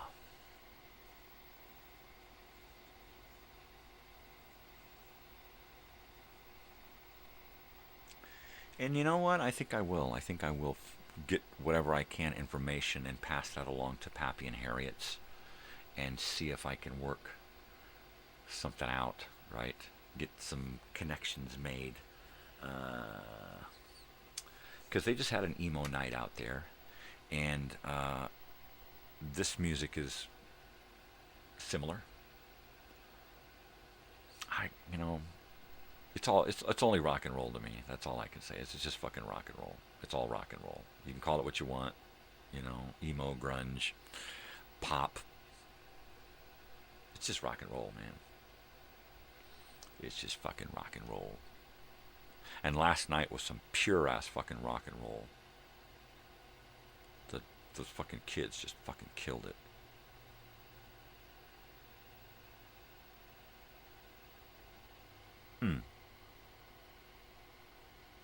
Yeah, it's the least I could do would be to try to get those kids to Pappy and Harriet's, because the kids should play the Palace, man.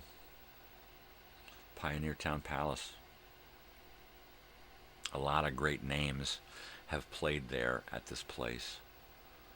I've seen some acts there that, what? Really?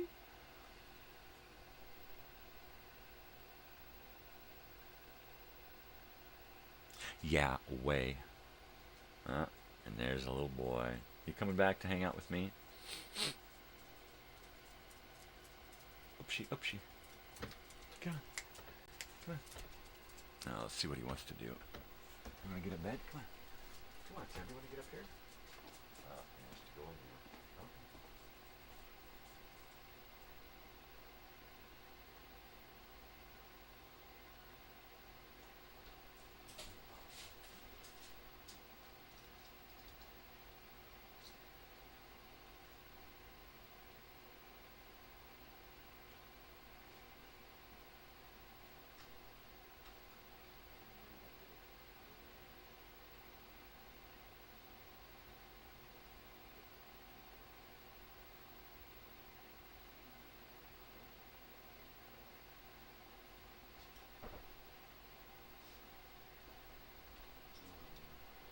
Something. I'm like waking my daughter up. She's, honey, what's the name of that band? She's like, what? What's the name of that band? I don't remember. Maybe she'll text me in a second. Maybe she will. What a sweetheart.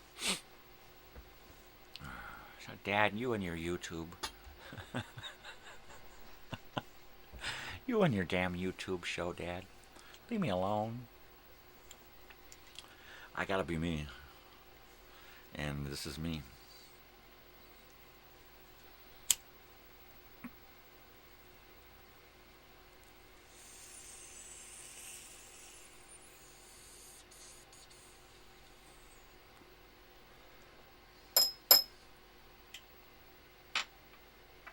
Day of fun?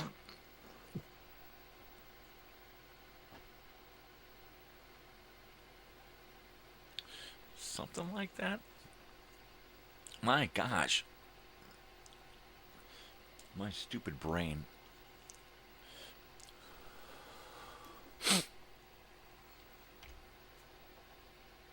Okay, last but not least, this is car.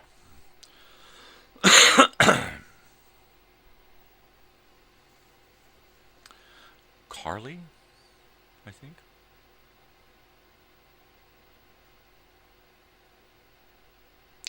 She was very cool. She was very energetic, very funny. All of these guys were so entertaining.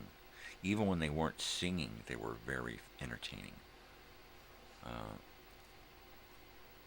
Yeah, I'm like totally blown away.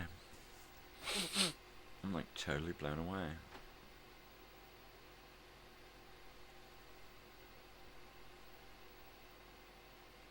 I don't know if these kids could put together like a 3-hour or 2-hour, 2.5 hour act, right? That would be the shit.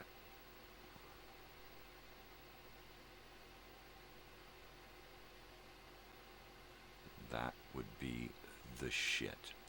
Or just get one more act to tie it all together so that you've got like 20 or 30 minutes per act, right?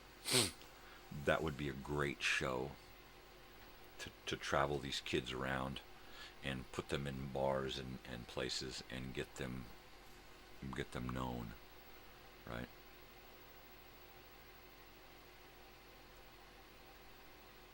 Because there are a lot of acts out there, a lot of older people who have been doing this for decades, right? And they're still running the gauntlet of bars and clubs and that kind of stuff and not really finding success. And these kids are really lucky to, like they said, to have Pete in their corner, to have somebody who believes in you, who can give you that mentoral support. Is that how you say that? That mentoring? Because whatever he's doing it right. He just needs to get these kids out and seen more.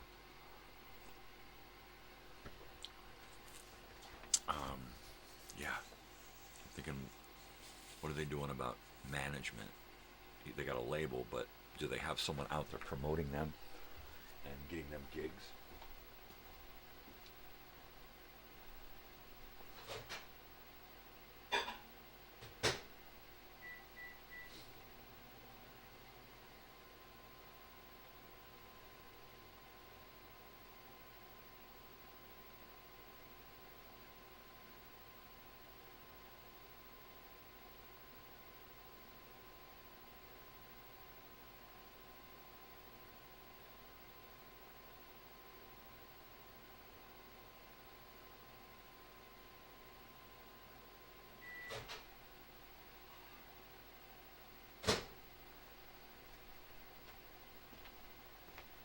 Yes, I'm out of cereal bars. Looks like I'm going to have to starve this morning. As long as I don't get a wedgie. Wedgie, no wedgie.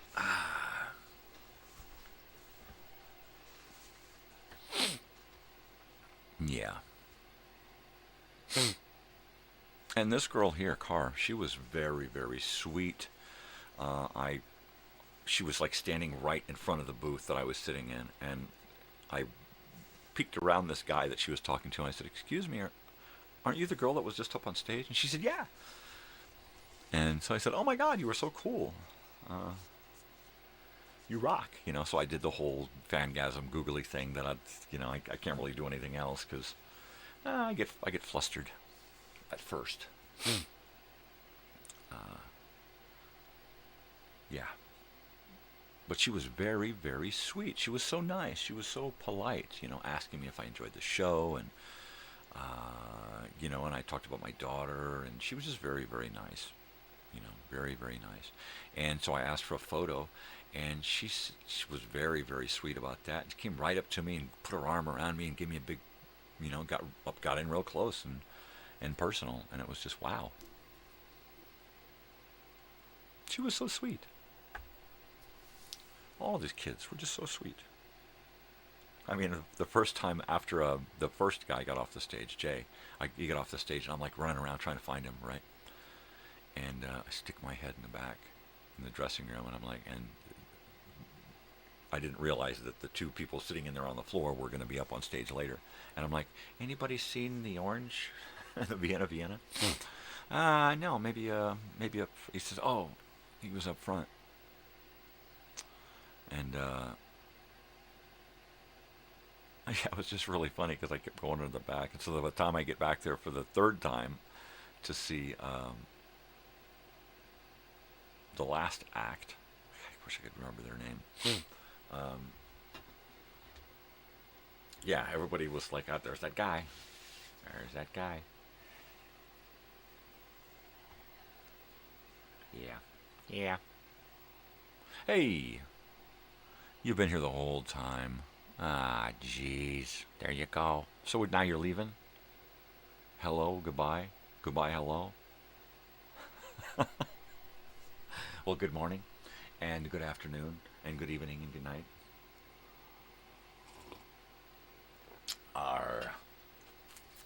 Yeah, I had too much fun. Fun on several buns. It's way cool. Well, I'd ask what's going on, but I guess you're leaving. I guess you're leaving now. You're leaving me. See you later. Forget about me now and see you later. Oh, well, of course you're tired. You've probably been up all night like me. Well, then go to sleep, dude. Oh, yeah. Hit me up later, baby. Yeah. I'll have to have my daughter send you some of that links to some of that stuff so you can check it out. Very, very cool last night. Very, very cool. I'm quite impressed with the whole thing. Totally. It's fantastic, man. It's totally fantastic. It's awesome. It's amazing. Spectacular. Spectacular. I'm here in California. Yes. Pleased to be hearing me. I'm tired. Well, so is a car, and that's why it rolls down the road. Yeah. Man, I am loopy.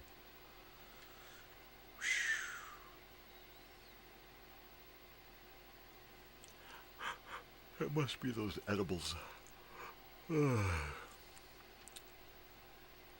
Oh, yeah. Oh, yeah, baby.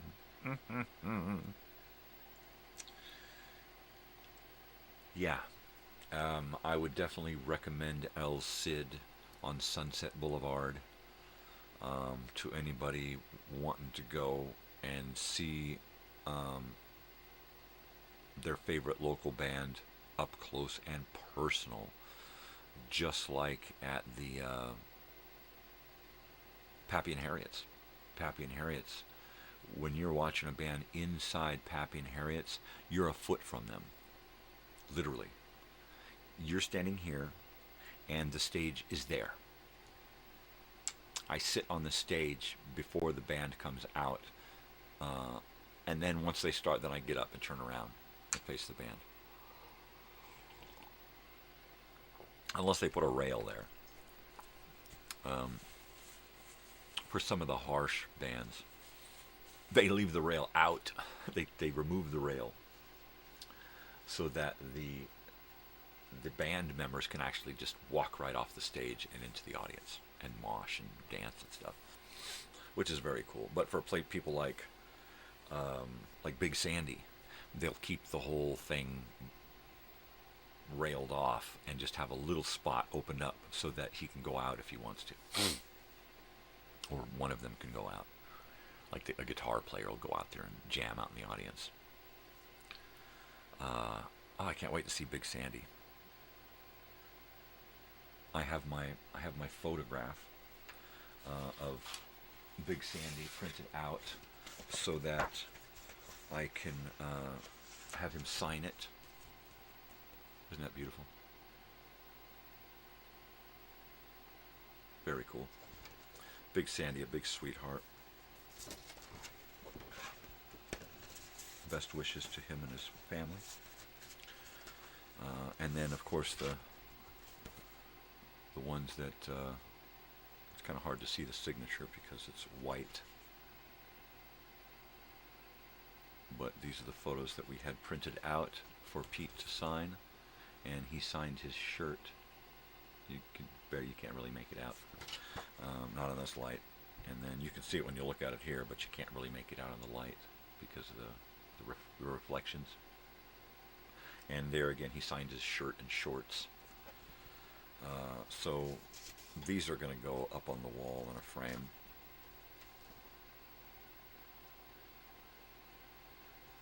Very, very cool. Totally. I know I've got another packet of photos around here somewhere I'll have to dig out. Yeah. I'm hoping I get to see Starcrawler again and have them sign their photo. I'd love to see Ben Harper and his family again, and get him to sign a photo. It's not just the memorabilia that I'm collecting, it's the memories. The memorabilia is just the key to get to those memories. It's just the key to unlock that door. And then there's the posthumously having these things around, these photos and these signatures and these frames with all these cool things from these special occasions. I told my daughter, let's pick out a big frame that'll fit a shirt and a tennis racket, and I'll donate my shirt from the invitational and put it in there, but only show the back of the shirt. She wants to wear her shirt, and I can totally dig it. I'd like to wear mine. But I'll donate my shirt. We'll put it in there with the back facing out, because in the photos that we have that are going to be in that frame with the shirt and the signed tennis racket and the signed photos and the signed tennis ball cans,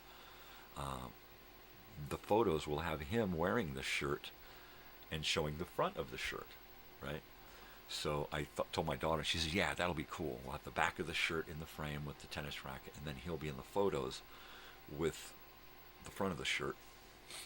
And we'll just do a big, nice thing with the shirt and the tennis racket and the photos and little photos and big photos and other little things in there from that weekend. Yeah.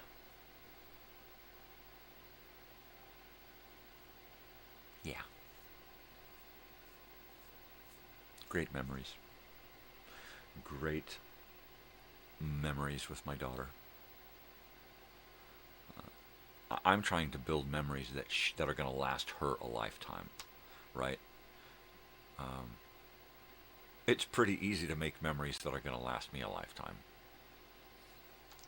But she's got to have a pretty good pile of memories stocked up, right? So that's what I'm doing now. I'm trying to fill her full of as many good memories with me as she can get. As many as she can shoehorn into her head. So when she looks back to think about Papa, she can think about all of these things that we did together, all of the time we spent together. Because there's a lot of time that we haven't spent together. Just school alone has stolen my daughter from me, right? For most of her life.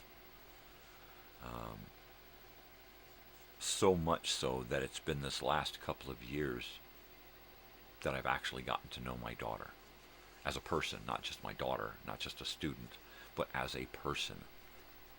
And I'm going to cry again. She's a winner. Winner, winner, chicken dinner. So yeah, I'm going to try and give her as many of these positive, good memories and lessons, you know. If you want to meet somebody, don't be afraid to meet somebody. You know,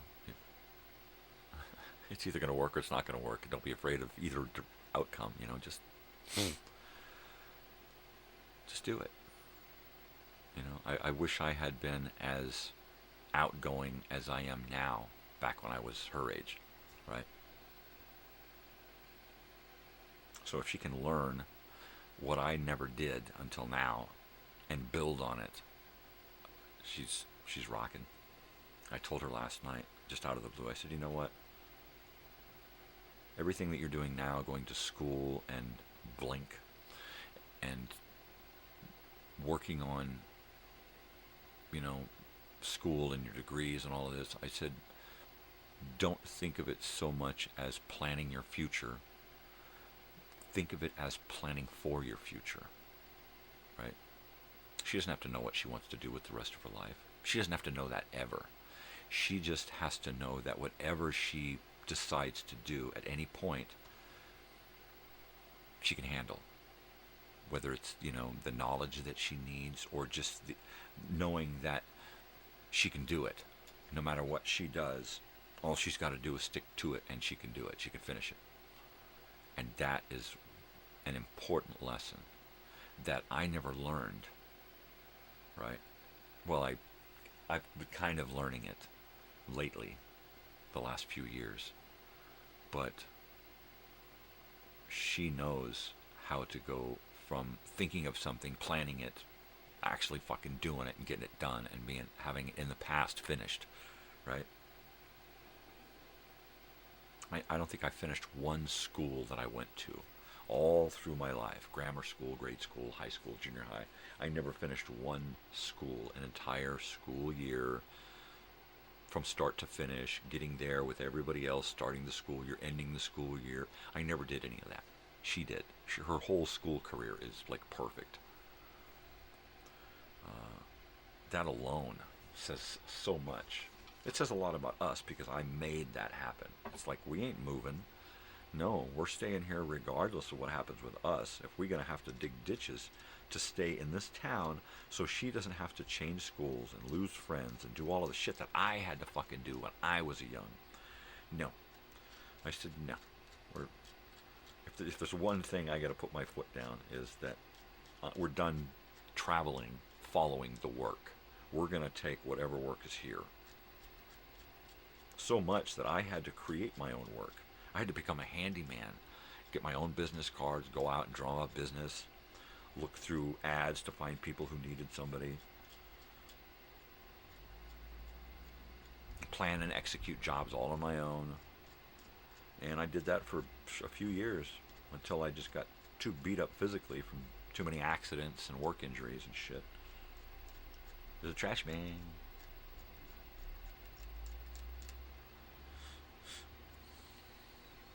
But I couldn't see her having to do all of the shit that I had to do. If she had to go and change schools every year or two, or every couple of years, it would have crushed her, right? Having to leave friends all the time and show up and be the new kid, and, you know, she's, you know, very shy like I was. So that would have been, So she's got friends that she's had since, you know, first grade out here. We've got friends out here that we've known since she's been in first grade because she was in first grade and we met these people through the school, and yeah.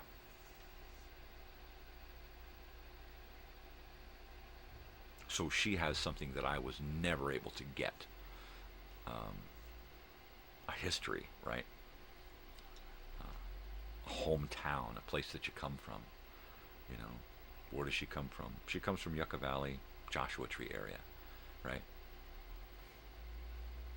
Well, she was born in Irvine Medical, and we spent the first 5 years of her life in northern Nevada, Blink. She's a Southern California kid. You know, she was raised in Southern California out here in the high desert. And she's a Joshua Tree kid. She's a Yucca Valley kid. She spent most of her life living out here, right? 15 years of her life she's lived out here.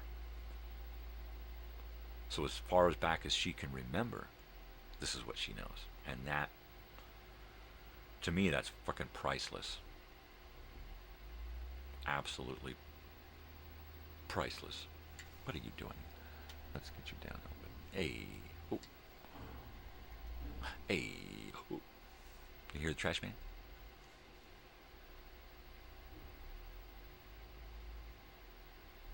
Here, I'll turn this off.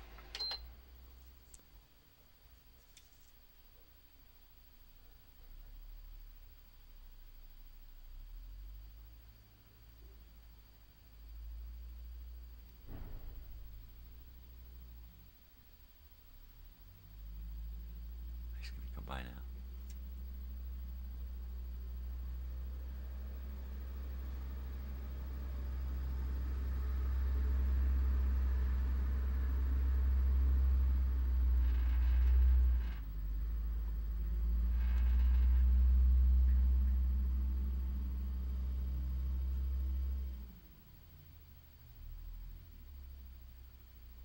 Twice a week, Tuesdays and Thursdays. The trash man cometh. And there you are. Turn that heater back on, warm my toes. Yeah. I'm telling you. While it was very difficult to get motivated and get pumped up about going out last night, I think once we were on the highway, I was kind of in my element behind the wheel. I love to drive. I don't know what it is, Southern California DNA, but I love to drive. Maybe my real father was a driver, right? Who knows?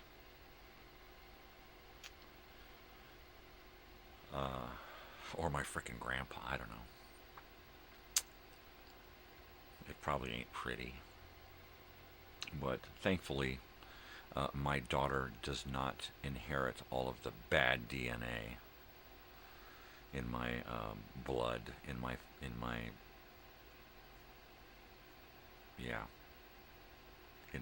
bloodline. However that line goes. It's like one crooked bloodline, I'm telling you. I don't want to walk that bloodline.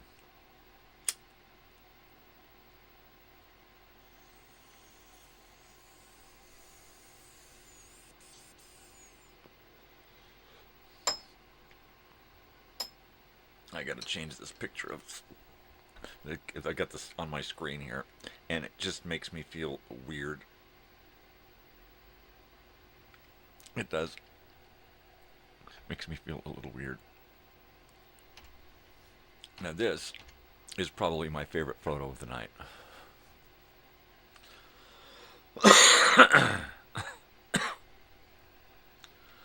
Definitely.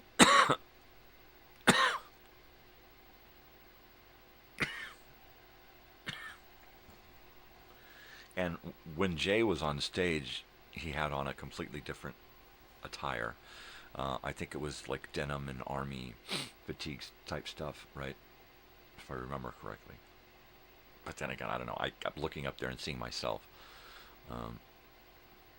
But, you know, I think it was denim and maybe some leather. There were a lot of buttons. Very cool. Very cool. And then I don't know what that shirt says. I know it's a play on Honda, right? But I don't know I don't remember what the shirt said. Squishy? I don't know. I don't know. Stop asking. All right, come on. No whammy. Bingo. Yeah. All right. Just, it'd be really cool if one of these kids decided to come out, let me show them around, or hang out and party. You know, we'll fucking throw a party at one of the houses, invite a bunch of fucking kooks and musicians and shit to just kind of fucking hang out. I'll do like a impromptu jam session. You know, that'd be bitchin'. That'd be totally bitchin'.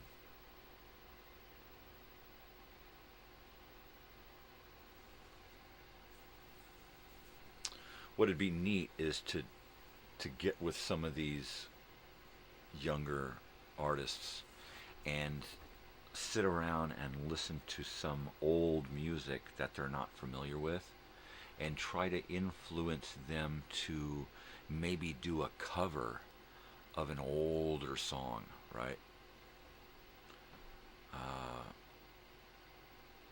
Yeah, I think Jay could pull off just about anything.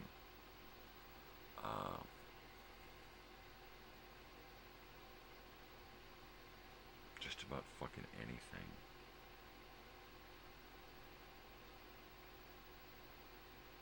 Wow.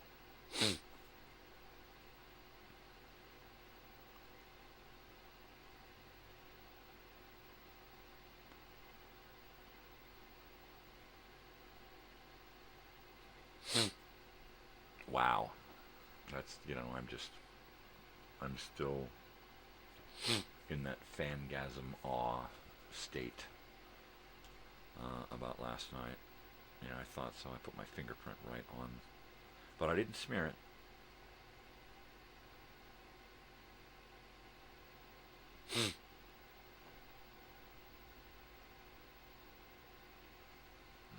Just fucking cool.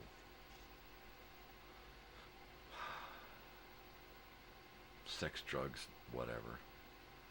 Sex, drugs, and whatever. That was a great fucking song. Wonderland.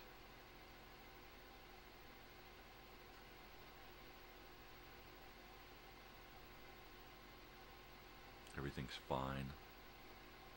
It's another good one. Yeah.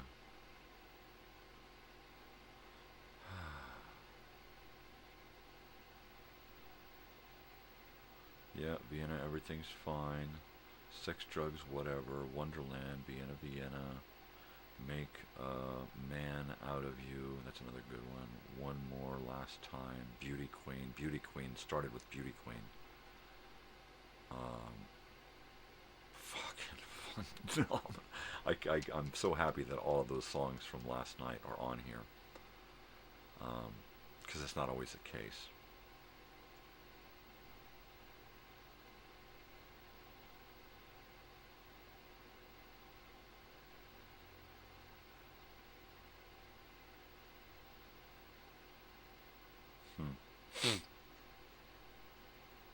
For Sean, who I see in constellations. We did it, man. We did it. It's maybe somebody who's not around anymore.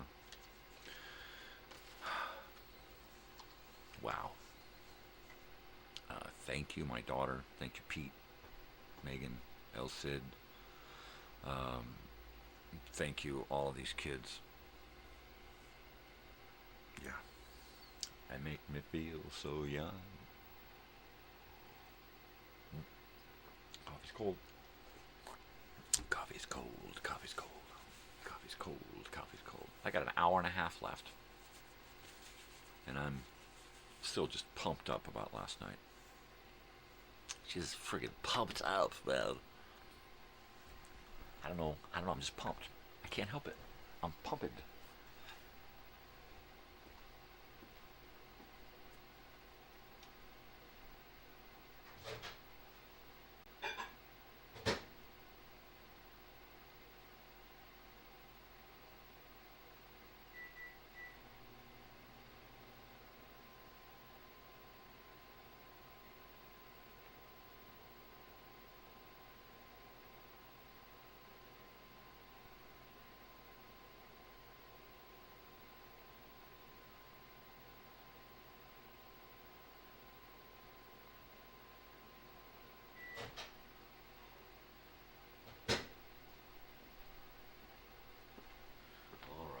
It's all the Coke and coffee and water and stuff. I gotta go take a leak. I'll be right back. Don't go anywhere.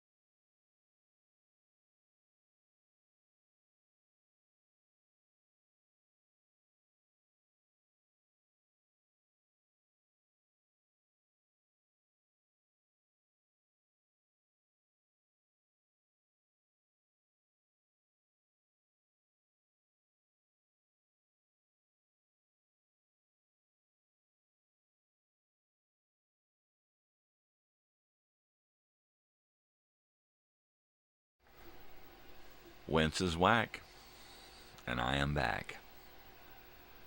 Totally, man. Yeah, I'm totally starting to fade.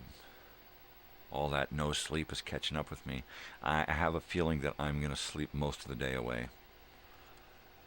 And then probably wake up tonight and try to do a bunch of channel stuff. I think I've lost 3 days of production,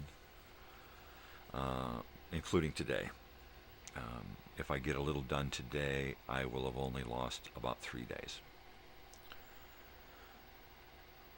But I'm still looking pretty good because I'm programmed through the 3rd week of January. And I've started programming on the 4th week. So I'm looking pretty good. I'm still ahead of the game. I still have enough time to get February programmed and maybe even into March before the end of this month, which is my ultimate goal, is to be at least 2 months out, and to always only let it go down a month. So if I'm 2.5 months out, I'm going to go no less than a month and a half out before I reboot another month out. Just so that I've got some free time to work on other shit. Because we're getting there. We're getting to where I'm going to have, weeks at my disposal. I'm probably going to lose a little more time this week, maybe next week, trying to put together the reel-to-reels that I want to put together for Big Sandy.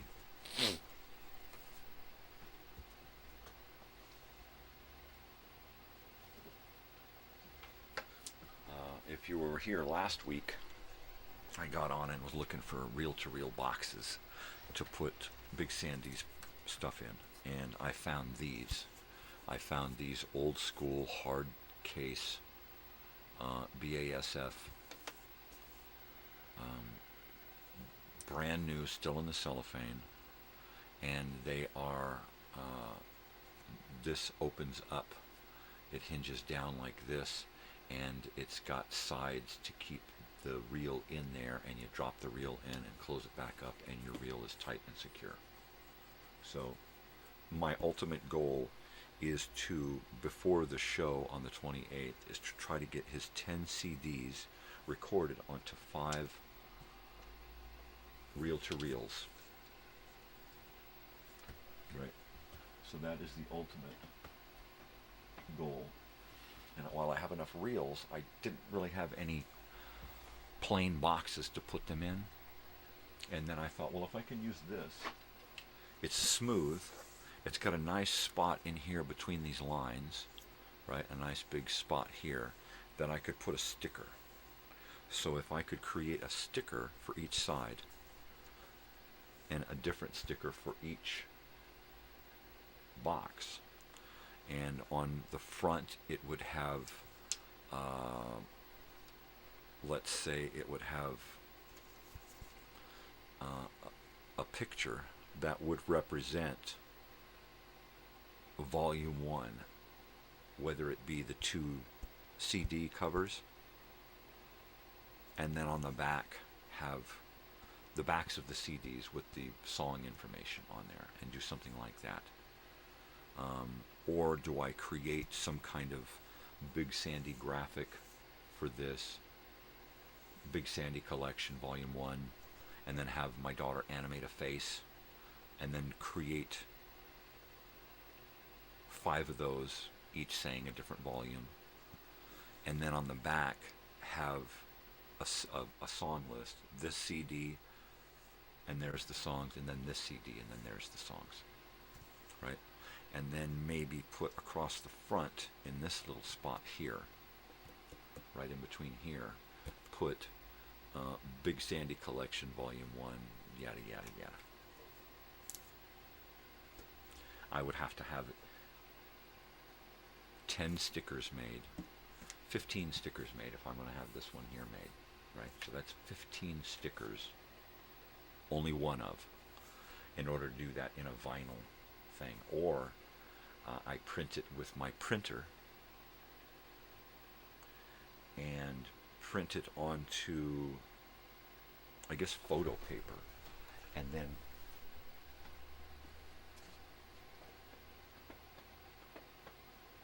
could I do that? Could I do a photo transfer onto that plastic? Let's see. Here.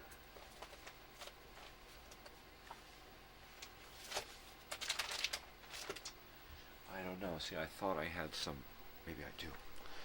Had some photo paper, some 4x6 photo paper. Here it is. Okay, so I've got a whole stack of this. That is kind of about the right size, right?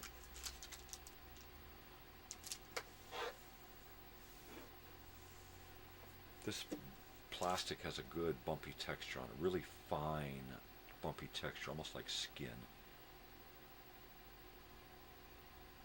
But I don't know about photo transfer. I know I have some of these older ones just like this, so I can use those and do a test of a photo transfer onto here, print it out in reverse, put it on here with glue, solvent, whatever we use to put that on. I'll have to research it. And then you peel off the paper and you've got the photo transferred onto the plastic. So I may try to do some photo transfer.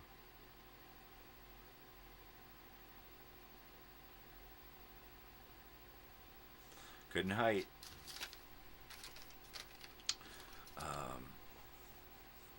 Otherwise, the only other alternative would be to do this freehand and do the art freehand on one side, and then on the other side print the set list for each CD, the CD and the set, right? That would be it. The only other way to do this.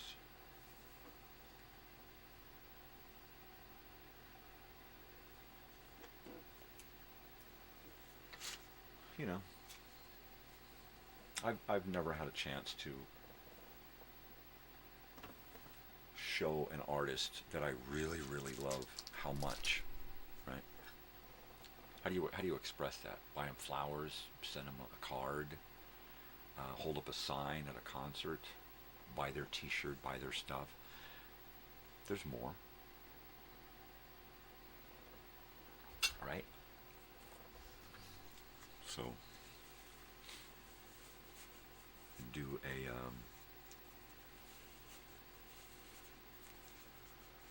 what do you call it? A fan tape, I guess. Not a mixtape, but I think it would be really neat.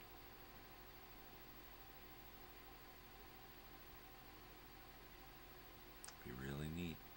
10 CDs on 5 reels, 5 volumes. That'd be really cool. I think the best thing to do would be do an animated Big Sandy, right? And then it'd be neat if I could do a Big Sandy face and then some little Fly Right Boys around, right? I'm not an artist, really. I'm a pretender. I don't think I could. I could get my daughter to do it. I don't know that she could do it freehand because she's used to working on the computer. So, but if she were to draw it on the computer, I could print it out in reverse. I could trace it with pencil and then back sketch it onto something and then take that and then Sharpie it. And that I could probably do. I could trace and I could copy and stuff, but I can't freehand worth a shit. And then get some good color Sharpies.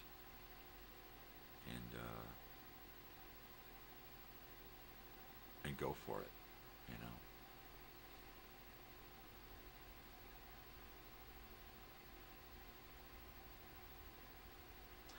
I still have to figure out how to record it. I believe what I'm going to be doing is I'm going to be recording right and left onto left on side A, and then you flip it and do left on side B, and then that allows you to have the tracks separate, right? So it'll be kind of old school, but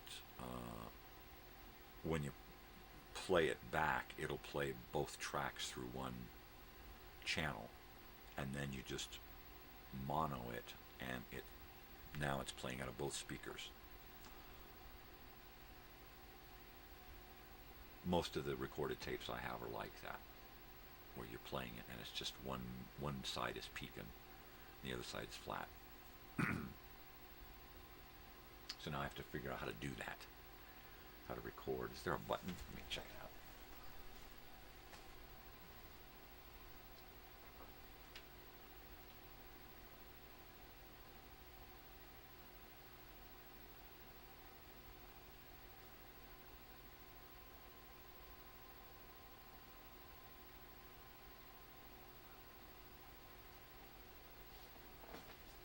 Yeah, I have no clue. I'm going to have to contact somebody in the realistic stereo group and have them walk me through it. How do I hook it up to my stereo so that I can record from my stereo into it? I believe I got that. The ins and the outs go to the ins and the outs on the corresponding units. So it's directly out of the stereo into the reel-to-reel, and then directly out of the reel-to-reel and back into the stereo. So I can record whatever's playing on the stereo onto the reel. So then it's a matter of killing one channel and just recording one channel. And how do I do that? Just turn the volume down. But when I flip the tape over and record, does that mean that it's going to, so do I unplug and only record the left? So mono out of my stereo into the reel-to-reel through the left channel.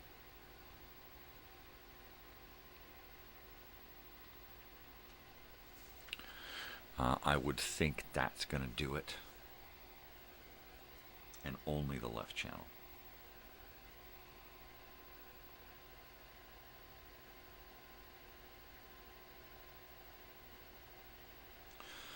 But even with nothing coming in, is it still going to record on the right channel and kill everything that I've recorded on the other side? No. I don't know. And that's what I'm going to have to figure out. So for the most part, I think I've got it worked out. It's just that last little...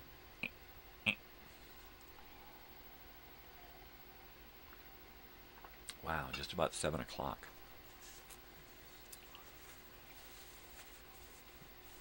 I've been up most of the night. I laid down for about an hour-ish. I might have snored for a little bit. But I was on the couch because I didn't want to harass my wife with me coming in and then getting back up. And it's like, what's the point, right? So I just grabbed my pillows and blanket, threw myself on the couch here. And I was right. If I had laid down in bed, I probably would have gotten a little better sleep, but she wouldn't have. So I'm fine, I'm just going to crawl back into bed at some point.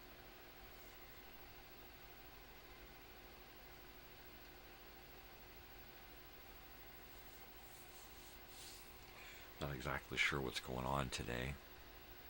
I try not to look at the calendar. If I got to do something, I don't want to think about it ahead of time.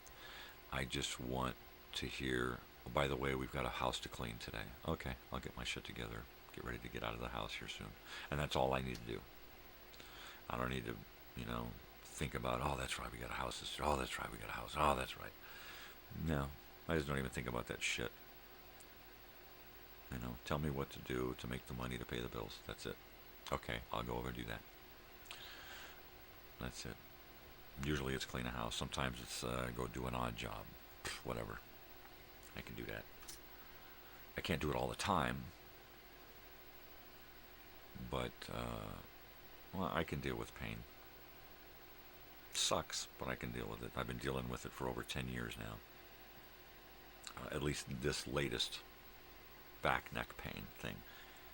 The other pain I've been dealing with my whole life. There are some pains that I've only been dealing with the last couple of years. Those are probably the worst. But, you know, it's fucking pain. Life is pain. I'm a pain. You're a pain. Wouldn't you like to be a pain, too?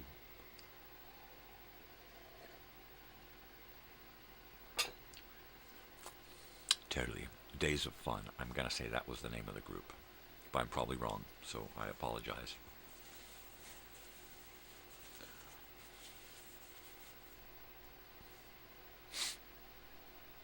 Really good stuff. The dude was a really, really pump up the audience act. They'd be a great opener for somebody, right? They just need a good dozen songs or so, right? So they get out there for a good 45 minutes and just fucking kill it. Yeah, but the way they got the audience just fucking pumped and excited. They were really fun. All of them. They were, you know, they all seemed like fantastic openers.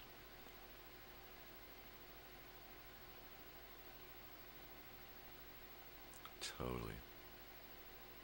I wouldn't know what audience to have them open for. I guess it would, you know, have to be something of similar, but I don't know. We saw Harry Styles at the Forum and Ben Harper opened for him. And that was a big contrast there. What a difference. But it worked.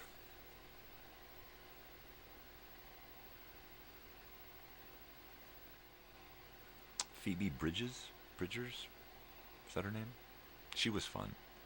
We saw her come out and do a song with 1975, I believe, at the Forum.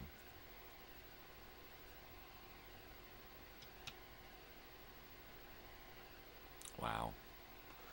Yeah.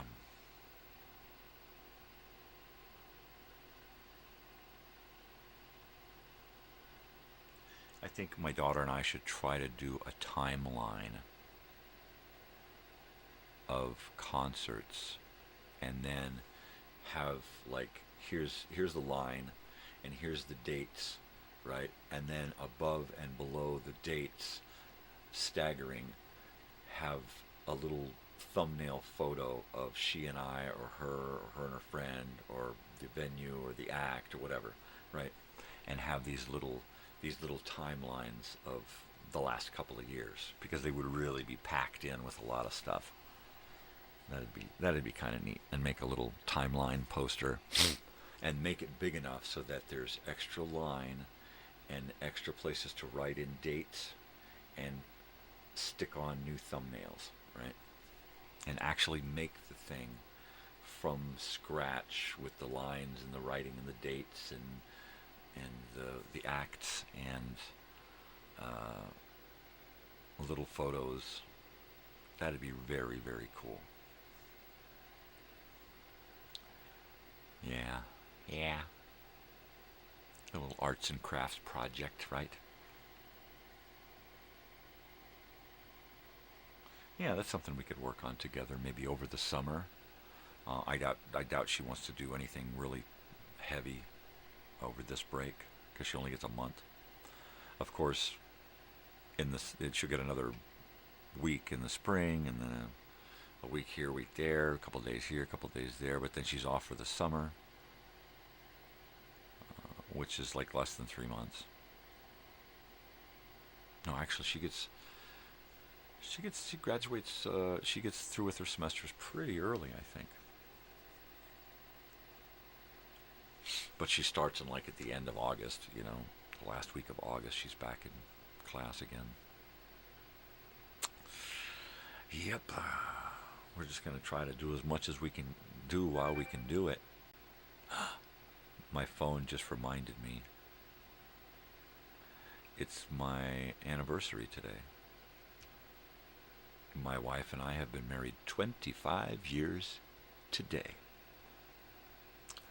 Last night on the way home, I was talking to my daughter about how old-fashioned I am and how old-fashioned I was in dating mom and courting mom and requiring to meet her family and literally go out of my way to be all old school about it, right?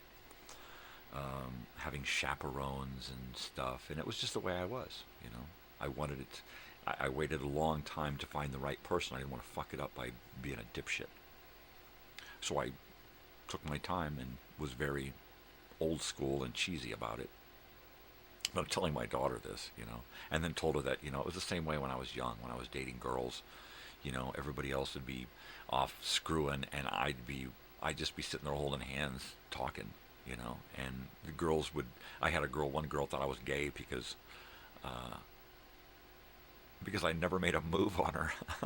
We went 2 weeks and I never made a move on her, and my daughter's just laughing. She's like, "Oh my gosh, you really had it bad, huh?" Yeah, I was a goober. I was. But yeah, I'm just old school that way. It's just the way it is.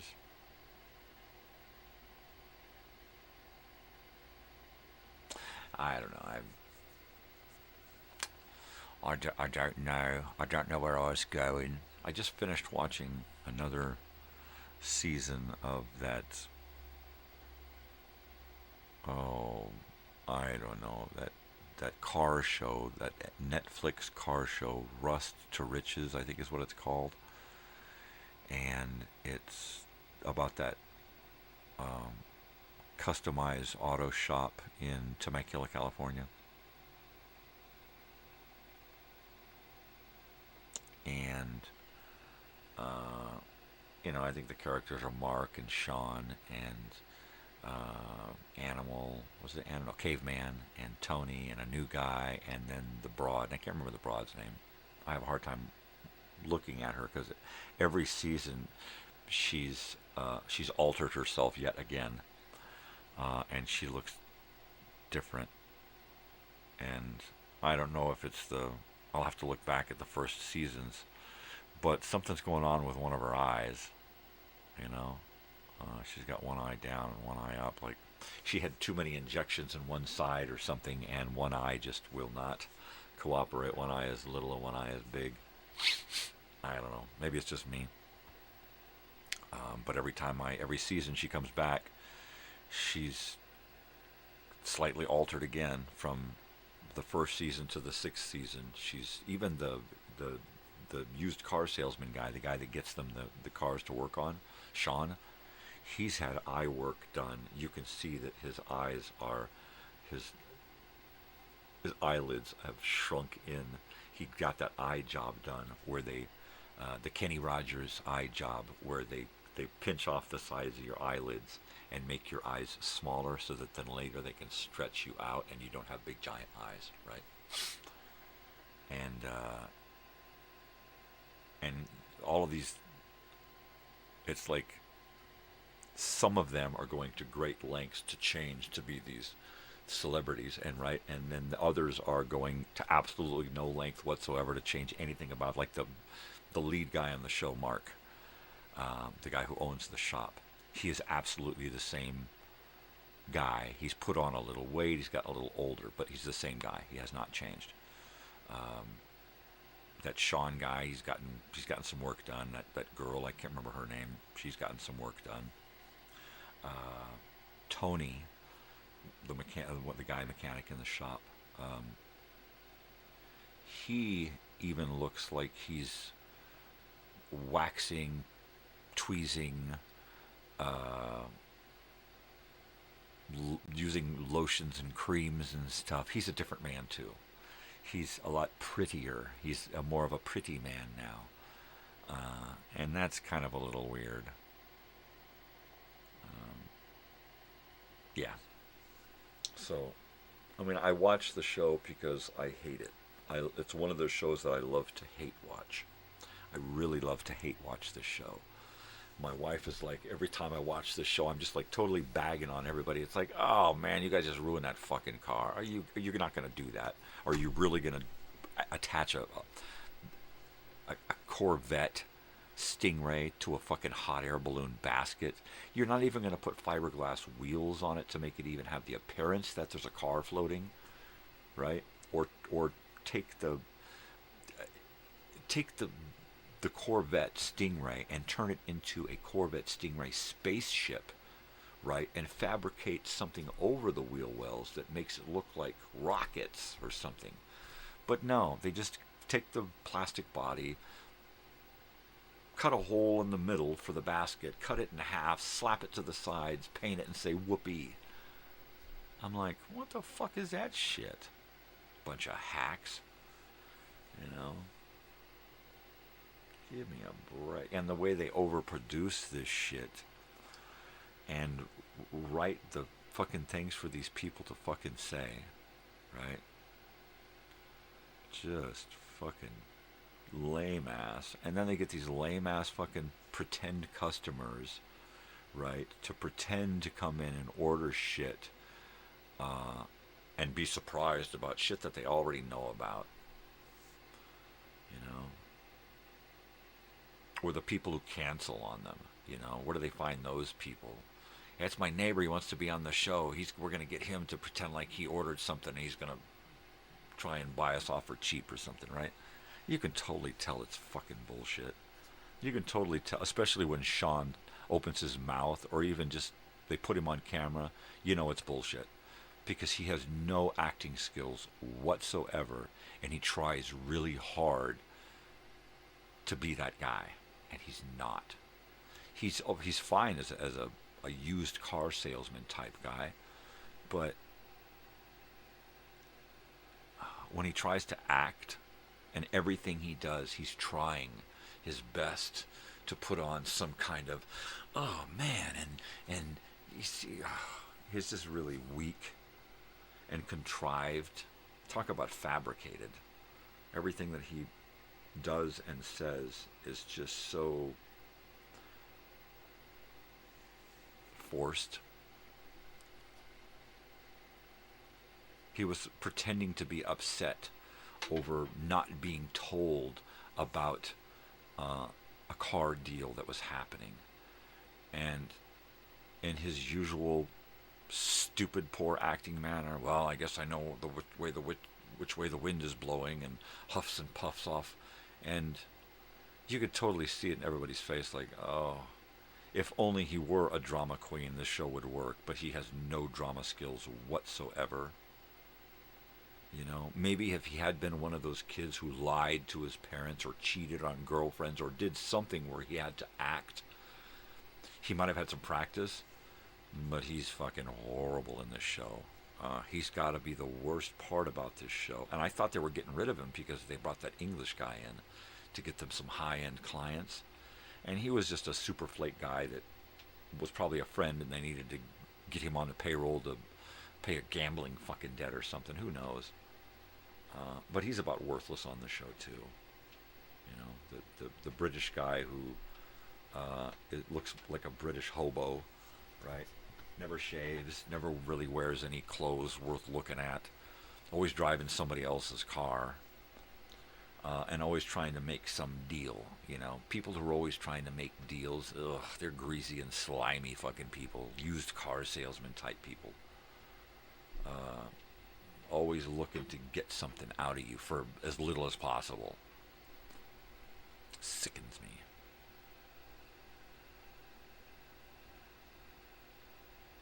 Fucking horrible. Yeah, what are you gonna do though? What are you gonna fucking do, huh? Nothing, that's what. Can't do a fucking thing, so don't do nothing. Yep. But I love to hate watch that show. People would probably say Caveman is the best character on or the funniest character on the show. Nah, not really. He's a bit contrived and forced, and You know, you can tell he's not really like that so much, but he has to act like it all the time on the show and be a crazy caveman guy. Give it to caveman. Let him bust it up or something. Monkey caveman. And it's old, right? 6 seasons of this, six years. And they're still trying to pick a direction for the garage to go into, right? They're still, every season, it's the same bullshit, right? We're trying to get cars to build to this, and we're trying to find a direction for the garage. And then the next season, well, we're trying to find these new clients to build different cars for. We're trying to figure out a new direction for the garage. And then the next season, well, we're trying to find new clients to build cars for Gotham style, and we're trying to find a new direction for the garage. And it's like, dude, get a new fucking routine, man. Get a new fucking routine. It's old. It's over. It's fucking forced, man. May the forced be gone.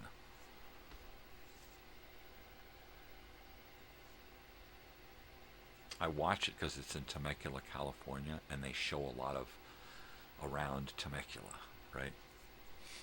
I don't get there much, so it's kind of neat.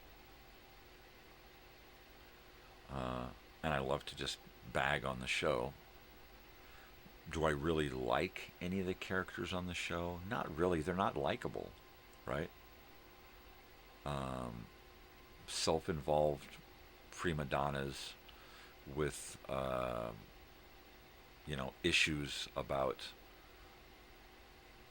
what am I going to do with my life? Keep fucking wrenching, Jesus, what the big fucking deal? Get a car and fix it and fucking sell it. Isn't that your fucking job? And the fact that they try to build so much drama into just regular stupid bullshit, and they get these regular people to come in and pretend like they're customers.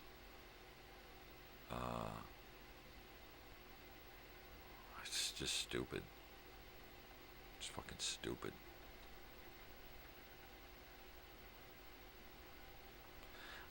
Every once in a great while, like once a season, maybe they'll make a car that I'm like, that's pretty cool. But it's nothing like, wow, It's pretty cool, That's a cool car, when they take those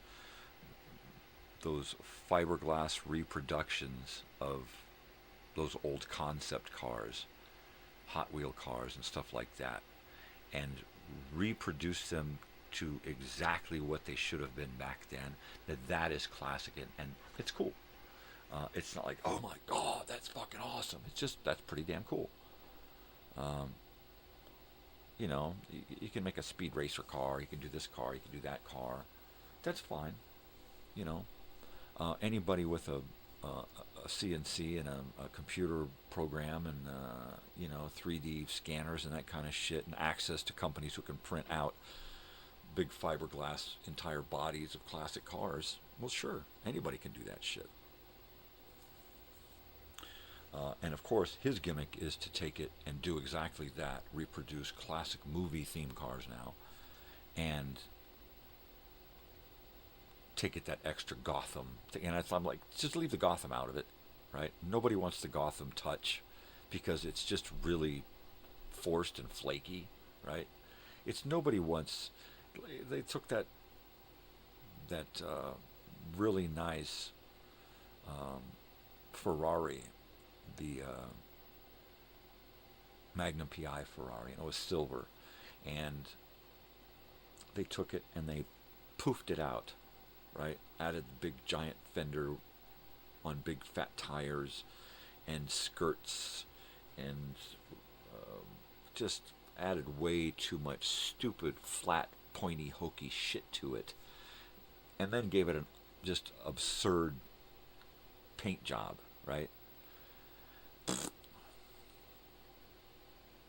They would have been better off just redoing the Magnum and then hiding a bunch of stuff inside of it that's different.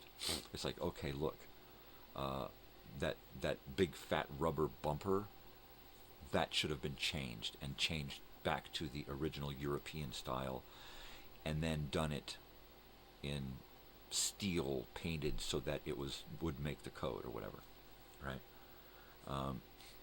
do things to it that you don't necessarily see right away, right? Make that fucking thing lift up and go off-road, right? Do a speed racer to it where it's got hidden features that can do more than just the Ferrari, just the Magnum, right? I would have added more spy features to it like the lady wanted, rather than add all that flare shit and make it too wide to fit in a fucking parking spot, right? Yeah, some of the stuff, most of the stuff they do is just fucking stupid. Why would you take that car and be able to go in this direction with it and put all of that flaky fucking look at me shit, right? I get it, a brand, I get it. But it should be, look at the job we did, branded over here, right? It's like the branding takes over Gotham. There's no more car left. It's just Gotham, right? It's just their garage logos all over it.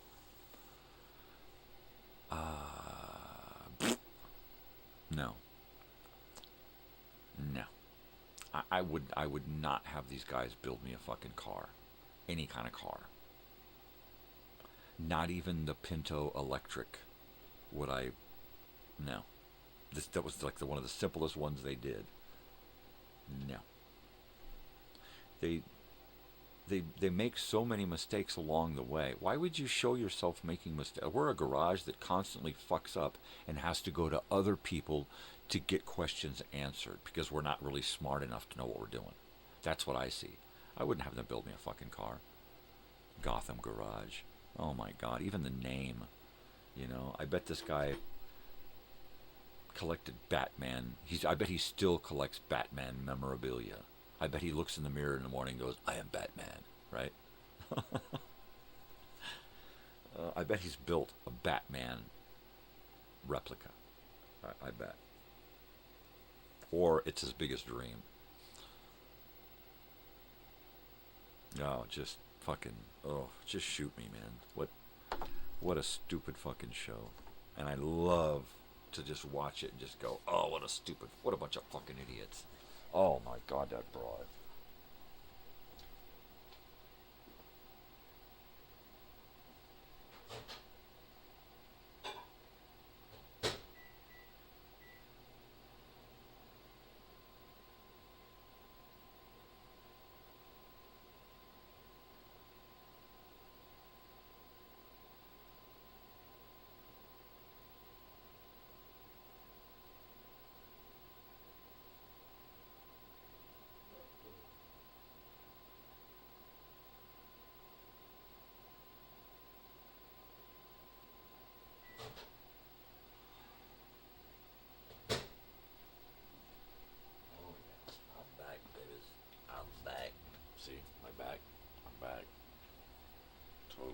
I'm an old fart, but I'm back. I don't know how I keep doing this either. I don't know. It's just easier to do this than to not do this. Right? If I didn't do this, I would have 4 hours of day that I would have to kill doing normal shit. And that's no fun. I'm sick of doing that normal shit, right? Spend your whole life doing normal shit. Over it. You know, going to work, going to school, doing what you're supposed to do. What you're supposed to do. Is that an oxymoron? You're going to do what you're supposed to do? Well, what are you supposed to do? What is it? Whatever you do, that's what you're supposed to do, right? I don't get it.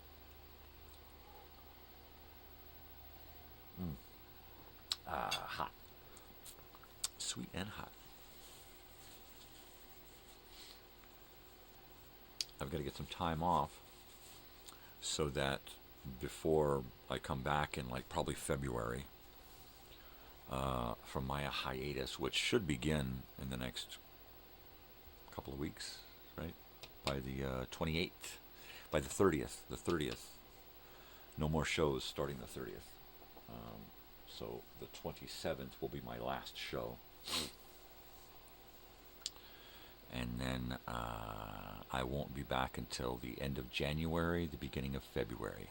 But I'm going to have time to put stuff together, put together new openings and closings, new themes, new this, new that, new segments to my morning show. I'd like to turn the morning show into more of a variety talk show, right? Where on occasion I will have somebody to talk to, but mostly I'm just going to be bringing you information, stuff about, well, mainly about the stuff that's in this room, stuff that I have, my life, things that I got in my life, but do it mo better, do it with more information, pictures, videos, props, you know, the works, the wakes, bring it the wakes. Oh yeah.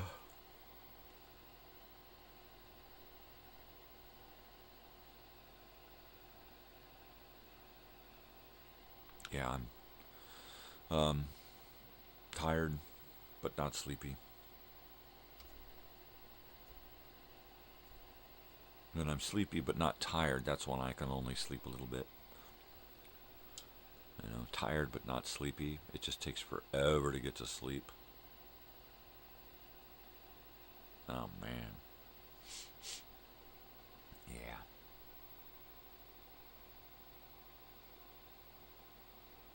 So last night was freaking awesome. Thank you to Jay, also known as Vienna Vienna. Thank you to these guys, Days of Fun, I think. I hope I got it right. Really cool dudes, really super cool.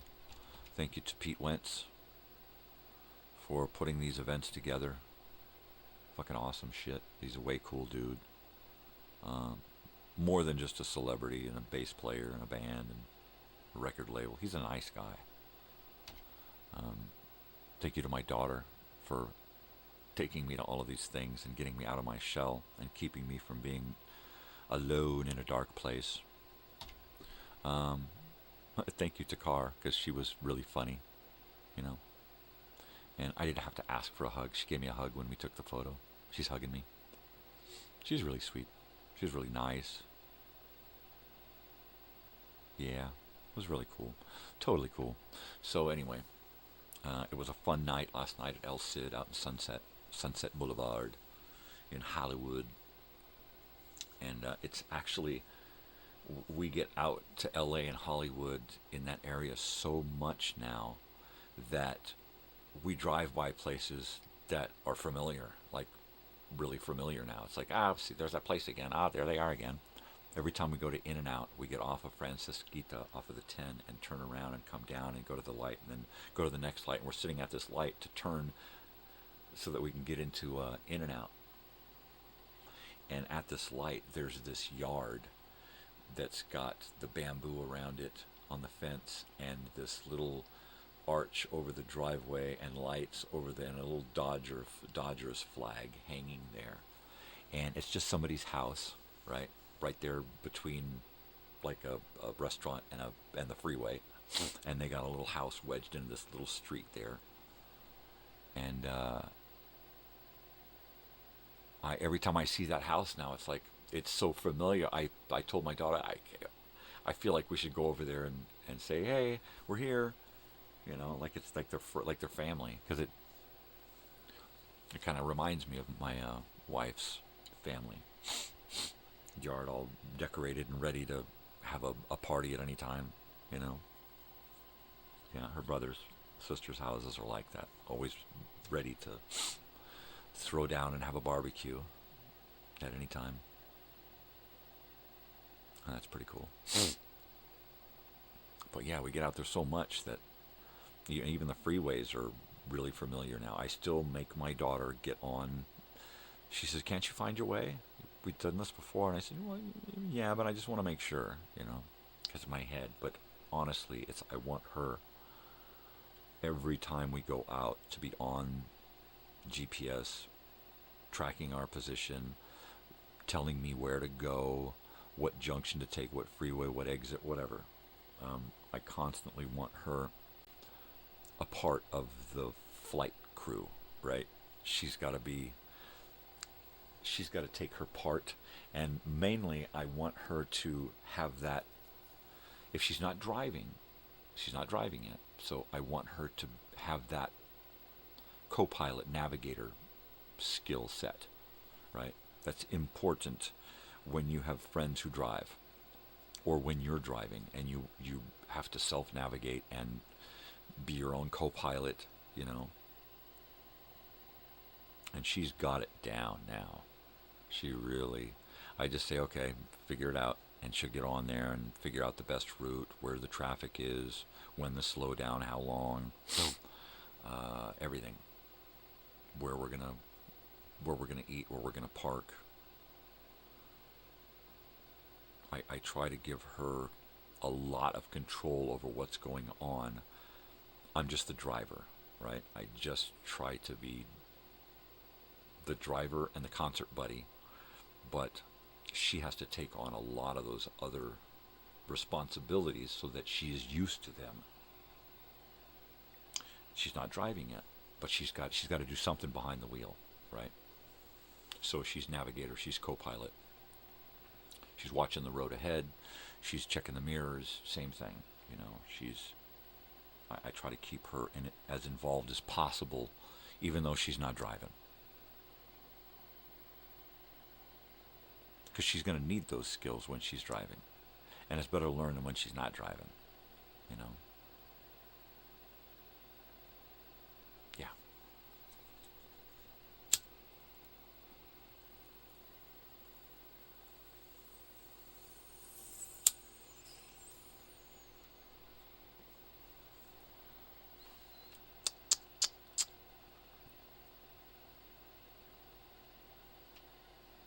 Wow.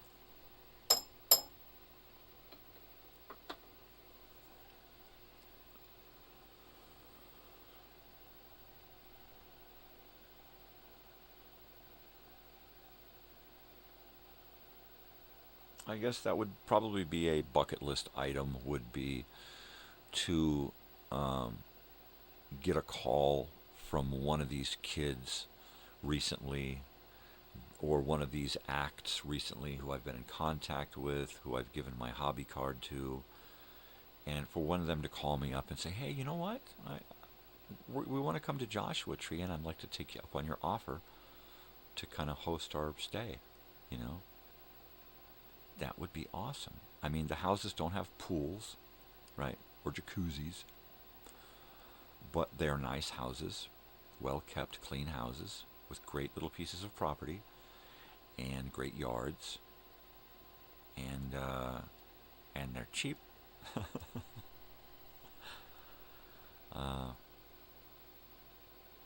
And they're right here in town.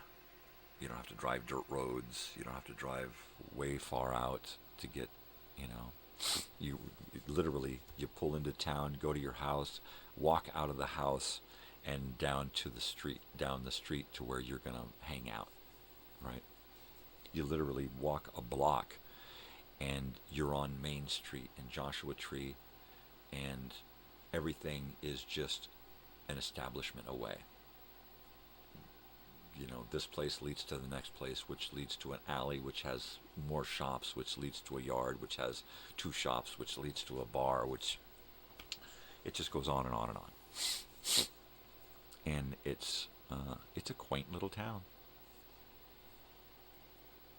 And because it is a nice little touristy place, it gets busy, and it's better to stay right in town, so that if you're going to do something here in town, you don't take your car, you just walk, and then you don't have to deal with parking and all of the traffic and crap, because it's only a small town.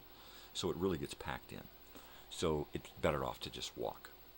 But if you're going to enjoy everything else, you're centrally located right in town, and everything is just, you pick a direction to go and you're at a different kooky place.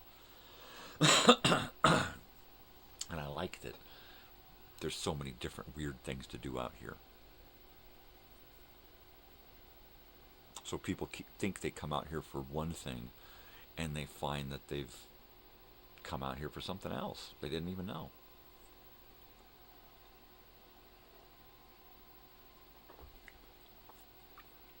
Yeah. Totally.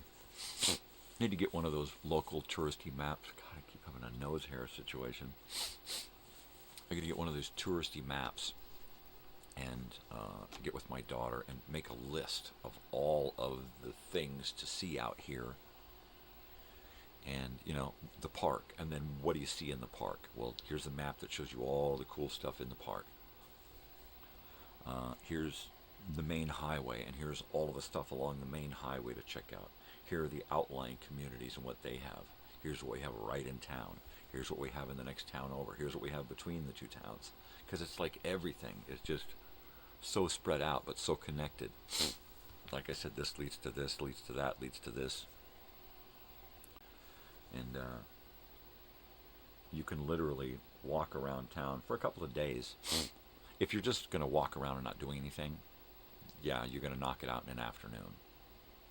If you're going to kind of cruise around and plan your night, and then plan what you're going to do the rest of the day, then downtown can be like an all-day, all-night thing for like a couple of days. You know, the live music, the live entertainment, the hiking, the biking, all of the different, what do you call them?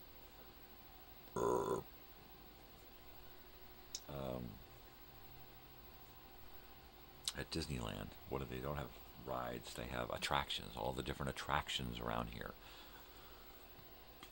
There's a lot of stuff. I need to find out when the train guy opens up his train place to the public. I think he does it once or twice a year, where he opens it up and allows people to come in and ride his trains. And he's like right in town here, just a mile up the road. We got a train guy right up against the mountain in the park, just right up against the park. Damn it! I'm gonna have to fix this. But I mean, there's so many things. The Purfoy Museum, a couple of other museums, the Film Museum, the Pioneer Town, and all the stuff that's there. Right? It's crazy. I'll be right back.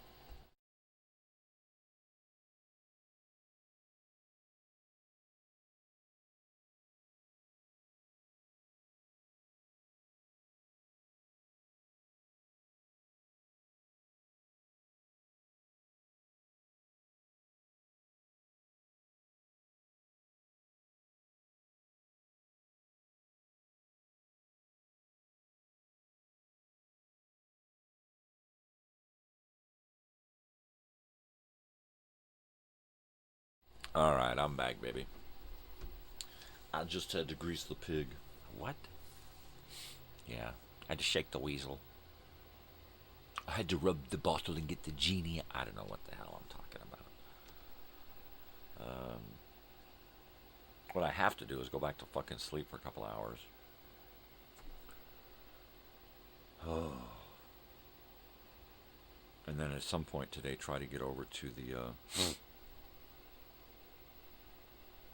the reservation, to the pot shop, and try to get a little more pot here to get me through the week. I blunk. Yeah, I usually re-up on Monday, but I was busy last night, and the plan was to go to someplace out there or someplace along the way, and the schedule just didn't allow it, and I wasn't going to make my issue my daughter's issue. And I didn't want to hold her up from getting into the place, even though we had a booth reserved. It's first come, first serve as far as how many people are allowed in. And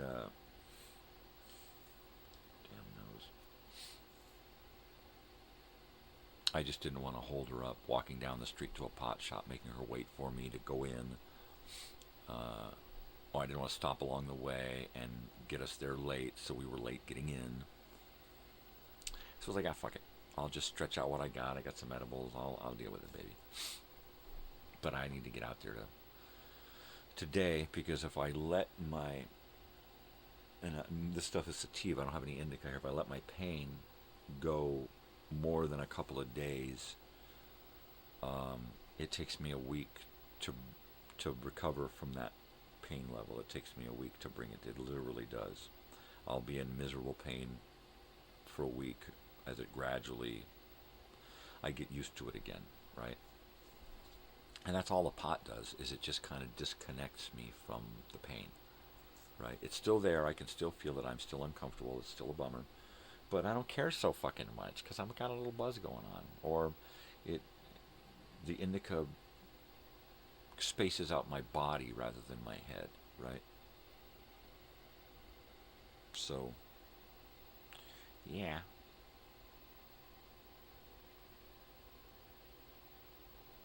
I hate going for more than a couple of days, or even a day, right? I can do like a whole 24-hour period. That's fine. I'll be in pain, and I will know it, but it's not as bad as it gets after 2 days or 3 days or a week. If I let it go more than 3 or 4 days, then I start thinking about eating pills again. I better take some pain pills. I mean, even Aleve. I keep Aleve here. Arthritis, back, neck pain, that kind of shit. That kind of helps. I also keep ibuprofen, right? 800 milligram tablets, which is pretty good for pain. I don't take them. That's from my last tooth extraction, and I only took half. And I only took half because I took them for inflammation, not for the pain. It didn't hurt, but pain begets inflammation, and because it hurts a little bit, it's going to make it inflamed, and eventually it's going to get bad. So I was required to take it for a couple of days. He said, just take it for a couple of days, and then you can save the rest. Because the guy knows I have a high threshold for pain, which has a lot to do with how much marijuana I smoke, but it also has to do with being in pain your whole life and being in constant chronic pain for the last 10 years. You just get used to it, baby. You just get used to it. It's those little tiny, like paper cuts and blisters and little owies that fuck with me. They can tend to piss me off and make me irritated. You know, my back and neck pain, it's always there. It's like pain is my buddy, my constant companion. So I can either argue with it and be mad and frustrated with it, or I can just get high and deal with it. You know? And for me, it's easier to just get high and deal with it rather than take pills and deal with it, because the pills fuck me up way more physically than smoking the marijuana does. Health-wise, it's probably no good either way, but probably worse to smoke. But I don't get enough out of those pills, you know. I have to take so many to get anything out of them, and then it just wipes me out. I have no insomnia when I'm taking those pills. Insomnia does not exist. I can sleep 10, 12 hours straight every day. Get up, take a nap, get up, go back to sleep all night. Get up, take a nap, take a pill, go back to sleep all night. Pfft. Yeah, that's why I stopped taking them. Because I was in bed all the time. I couldn't function. I was in so much pain that I had to take so many pills that I just couldn't function. And I got tired of taking pills. I got tired of not crapping. It's just a fucking nightmare. This'll probably kill me. But at least I'm not dealing with the pain issue as bad.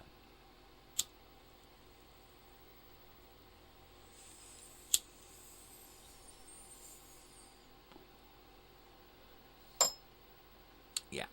But, you know, what are you going to do? Pain is my life.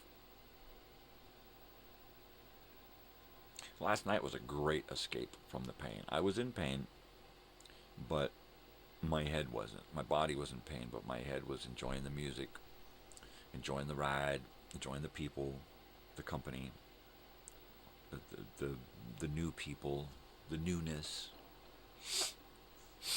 Yeah, I was very detached from my pain last night.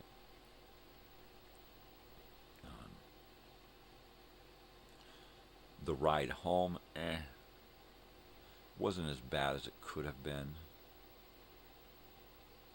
Maybe it's because I just did a long drive out to Encino on Saturday, so maybe my body is starting to say, hey, all right, if this is what we're going to do, we'll get used to it.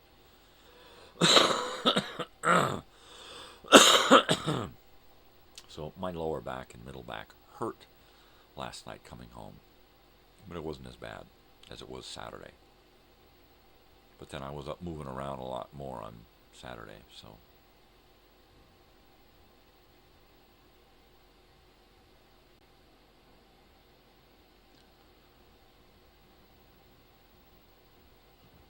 I was going to say it sounds like a jet going by, but it's the neighbor dragging the trash can by. One of these dogs is going to jump up, start barking, and run out the doggy door. Ooh, they're all with my daughter, so they'll stay asleep.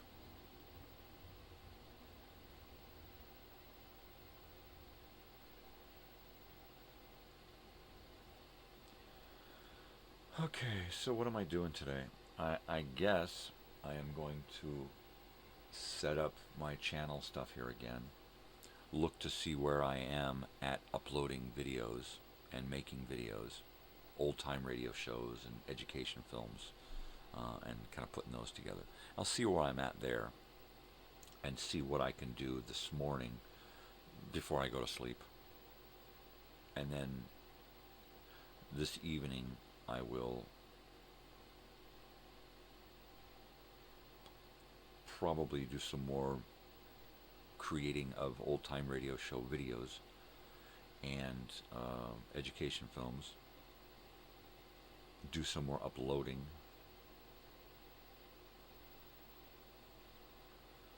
And start working on elements for Friday's video time machine. And then I can put the weekly program guide together at any time, because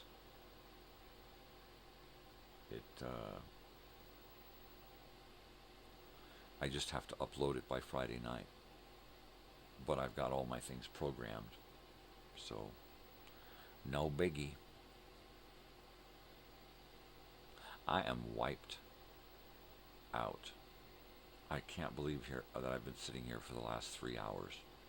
This coffee has done nothing to me. Well, it's probably kept me awake, but not by much.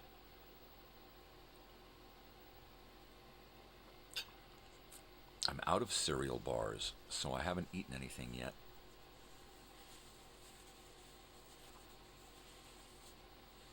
I don't know what to eat. I'm assuming what my wife doesn't need to do anything this morning, so she'll probably sleep in.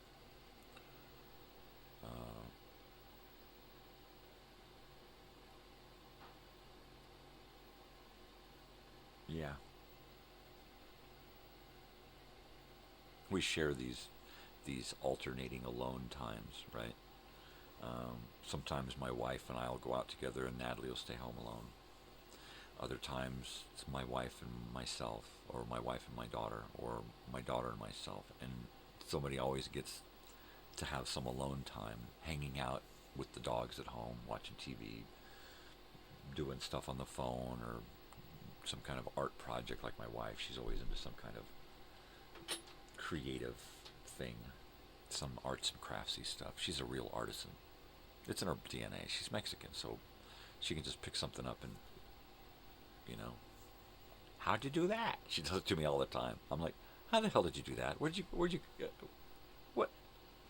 Yeah, she's amazing. She's like the female Mexican MacGyver of arts and crafts. Because she just, poof, here's something new. And she searches out these things. She uses her phone to find out different ways of doing things, you know, and then she'll come up with her own twist on it. And that's real cool. Like these pillows, you know. Wow. And it's our anniversary today. So, because I'm stupid, and I have a shitty memory, I had to set my phone to remind me that it is our anniversary, and I just wrote a little A here on my hand in red, so you can just barely see it, to remind me to wish my wife a happy anniversary. I have to do that with birthdays, holidays, anything where I have to remember something I'm supposed to remember and should remember. I have to remind myself. I have to have some kind of reminder or I'll forget. I'm one of those guys that forgets his wife's birthday, forgets his anniversary. I'm that guy. How do you forget that? Because I know it's there. I know it's coming up. But I don't pay so close attention to dates that it sinks in and it jibes. It just doesn't, right? It's like, oh, I got to remember to do this on that day. That day happened like 2 weeks ago. Oh, fuck. Oh, man. I don't know how many times I've said, oh, geez, I missed it by one day. I swear, right? Or you go through half a day without mentioning someone's birthday, right? That reminds me of when I was a kid, right?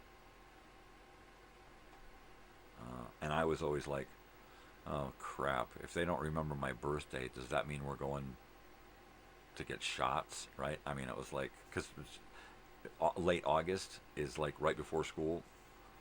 So quite often we would get, yay, it's birthday time. All right. The next day, yay, let's go to McDonald's. Before McDonald's, we got to stop off here, and we'd go to a clinic and stand in line with a bunch of other crying kids to get shots, right? Back in the day. Ugh, man. Shot day. Or back when schools used to be able to do stuff to you, right? They used to be able to bring in doctors and nurses and dentists and check you out like you was chattel, I swear, right? And they would talk to you in front of all the other kids. They would tell you about your deformities and shit. And it's like, yeah, you got scoliosis. Yeah, he's got scoliosis. Yeah, he's got scoliosis. And for the rest of the year, the kids call him scoliosis, right? 4 eyes. You had to get glasses. Man. Yeah, they used to just, I mean, it was like they'd put you in line you up, and then, okay, everybody look at this person, and we're going to talk about this person and ridicule this person and belittle them right here in front of everyone. And everyone play along, everyone be mean and bully and all of that. Okay, next person. Now we're going to this person who doesn't want to be involved yet. We're going to put the camera and focus right on them. And hey, everybody, look at this person. And that's what it was like back then. They would single you out and make you an example to the whole class or the whole school, right? And make you feel like a fucking turd, right? And nobody deserves that, right? Not unless they ask for it outright. Yeah, I want to be that guy. No. If you're going to give me an award, give it to me in private, and I don't want the whole world to know. If you're going to examine me for fucking scoliosis, don't do it in a goddamn, in the lunchroom where we're all fucking lined up listening to everything you say, right? No. Yeah. Yeah, it wasn't, so school years back then when I was young, they were not good for me. They were not at all. This poor dumb son of a bitch.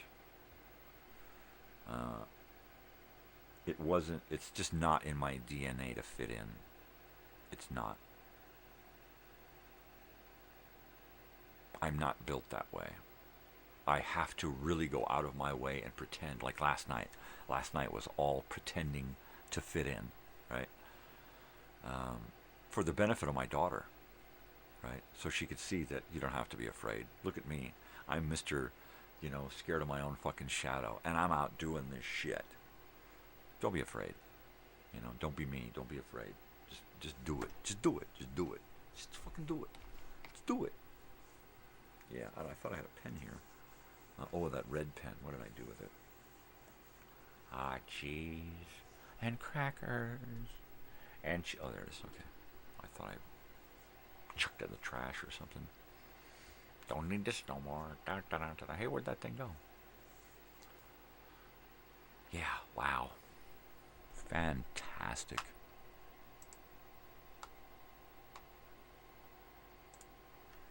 Yeah. I had to ask my daughter, so am I okay to go out with, to go to concerts with? She said, yeah. I said, I'm a fun guy. I mean, I'm like reaching here. Please give me a compliment. Tell me you love me. But I'm just like that, And she's too cool for school. She's too casual to acknowledge anything's going on, right? She's like, whatever.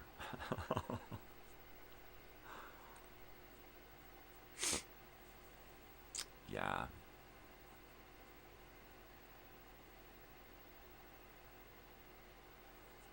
But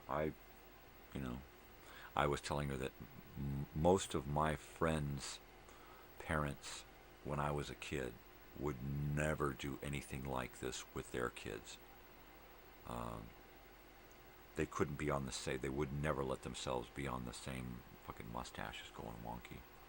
They would never let themselves be on the same level as their kids. They wouldn't claim to like their music or enjoy the same venue or anything like that.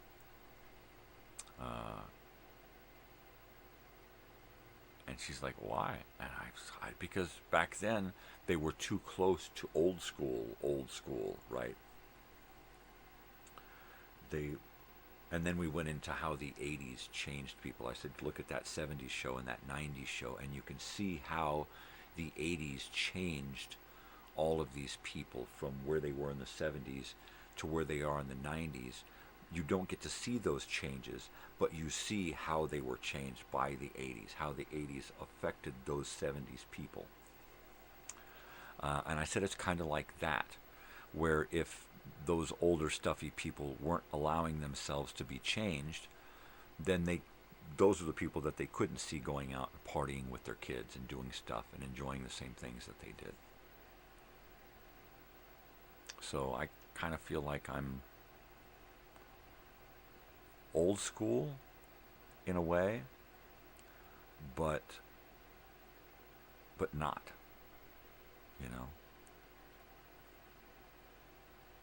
I'm not like one of those,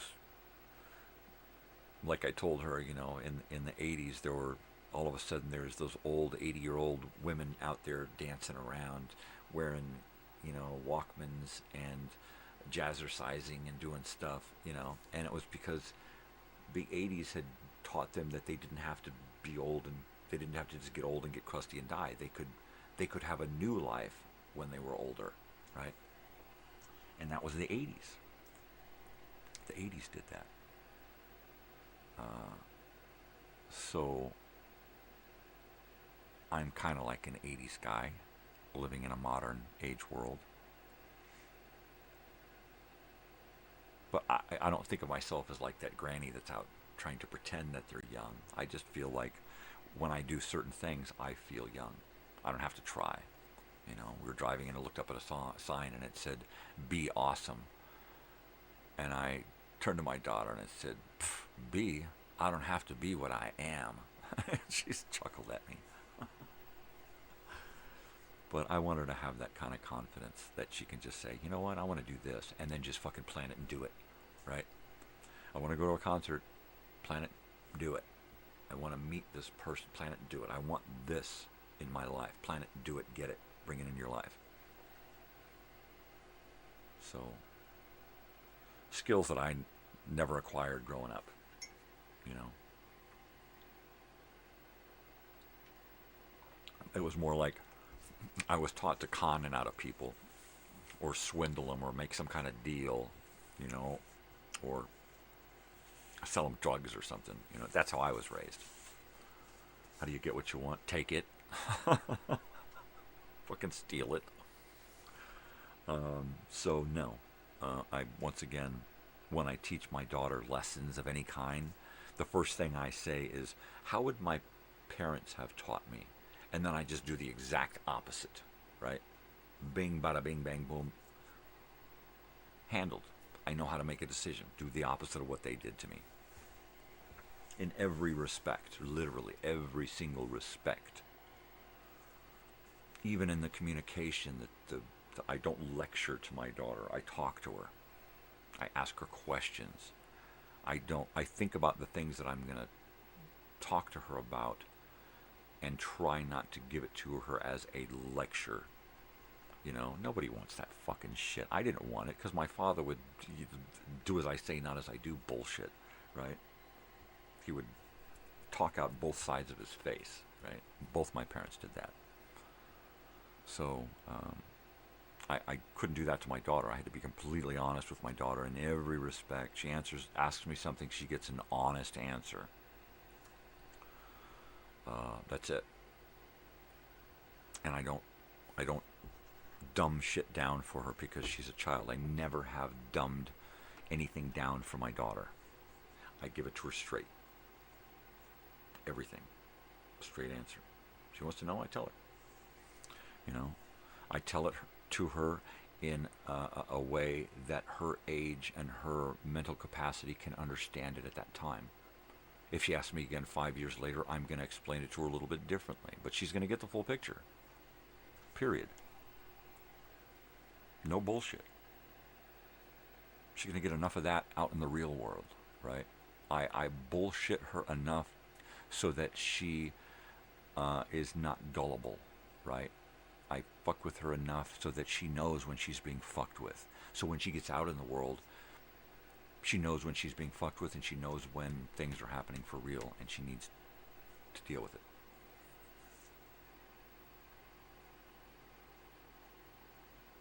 Yeah, she's got it going on. Really proud of her.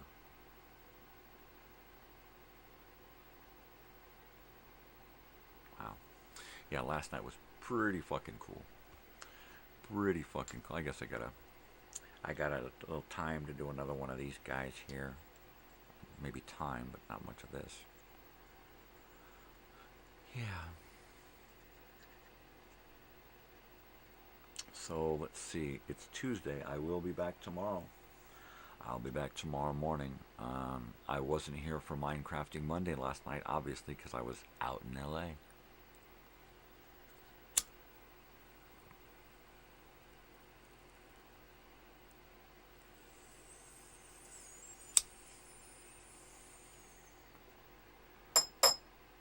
Anybody watching or comes along to watch, fingers crossed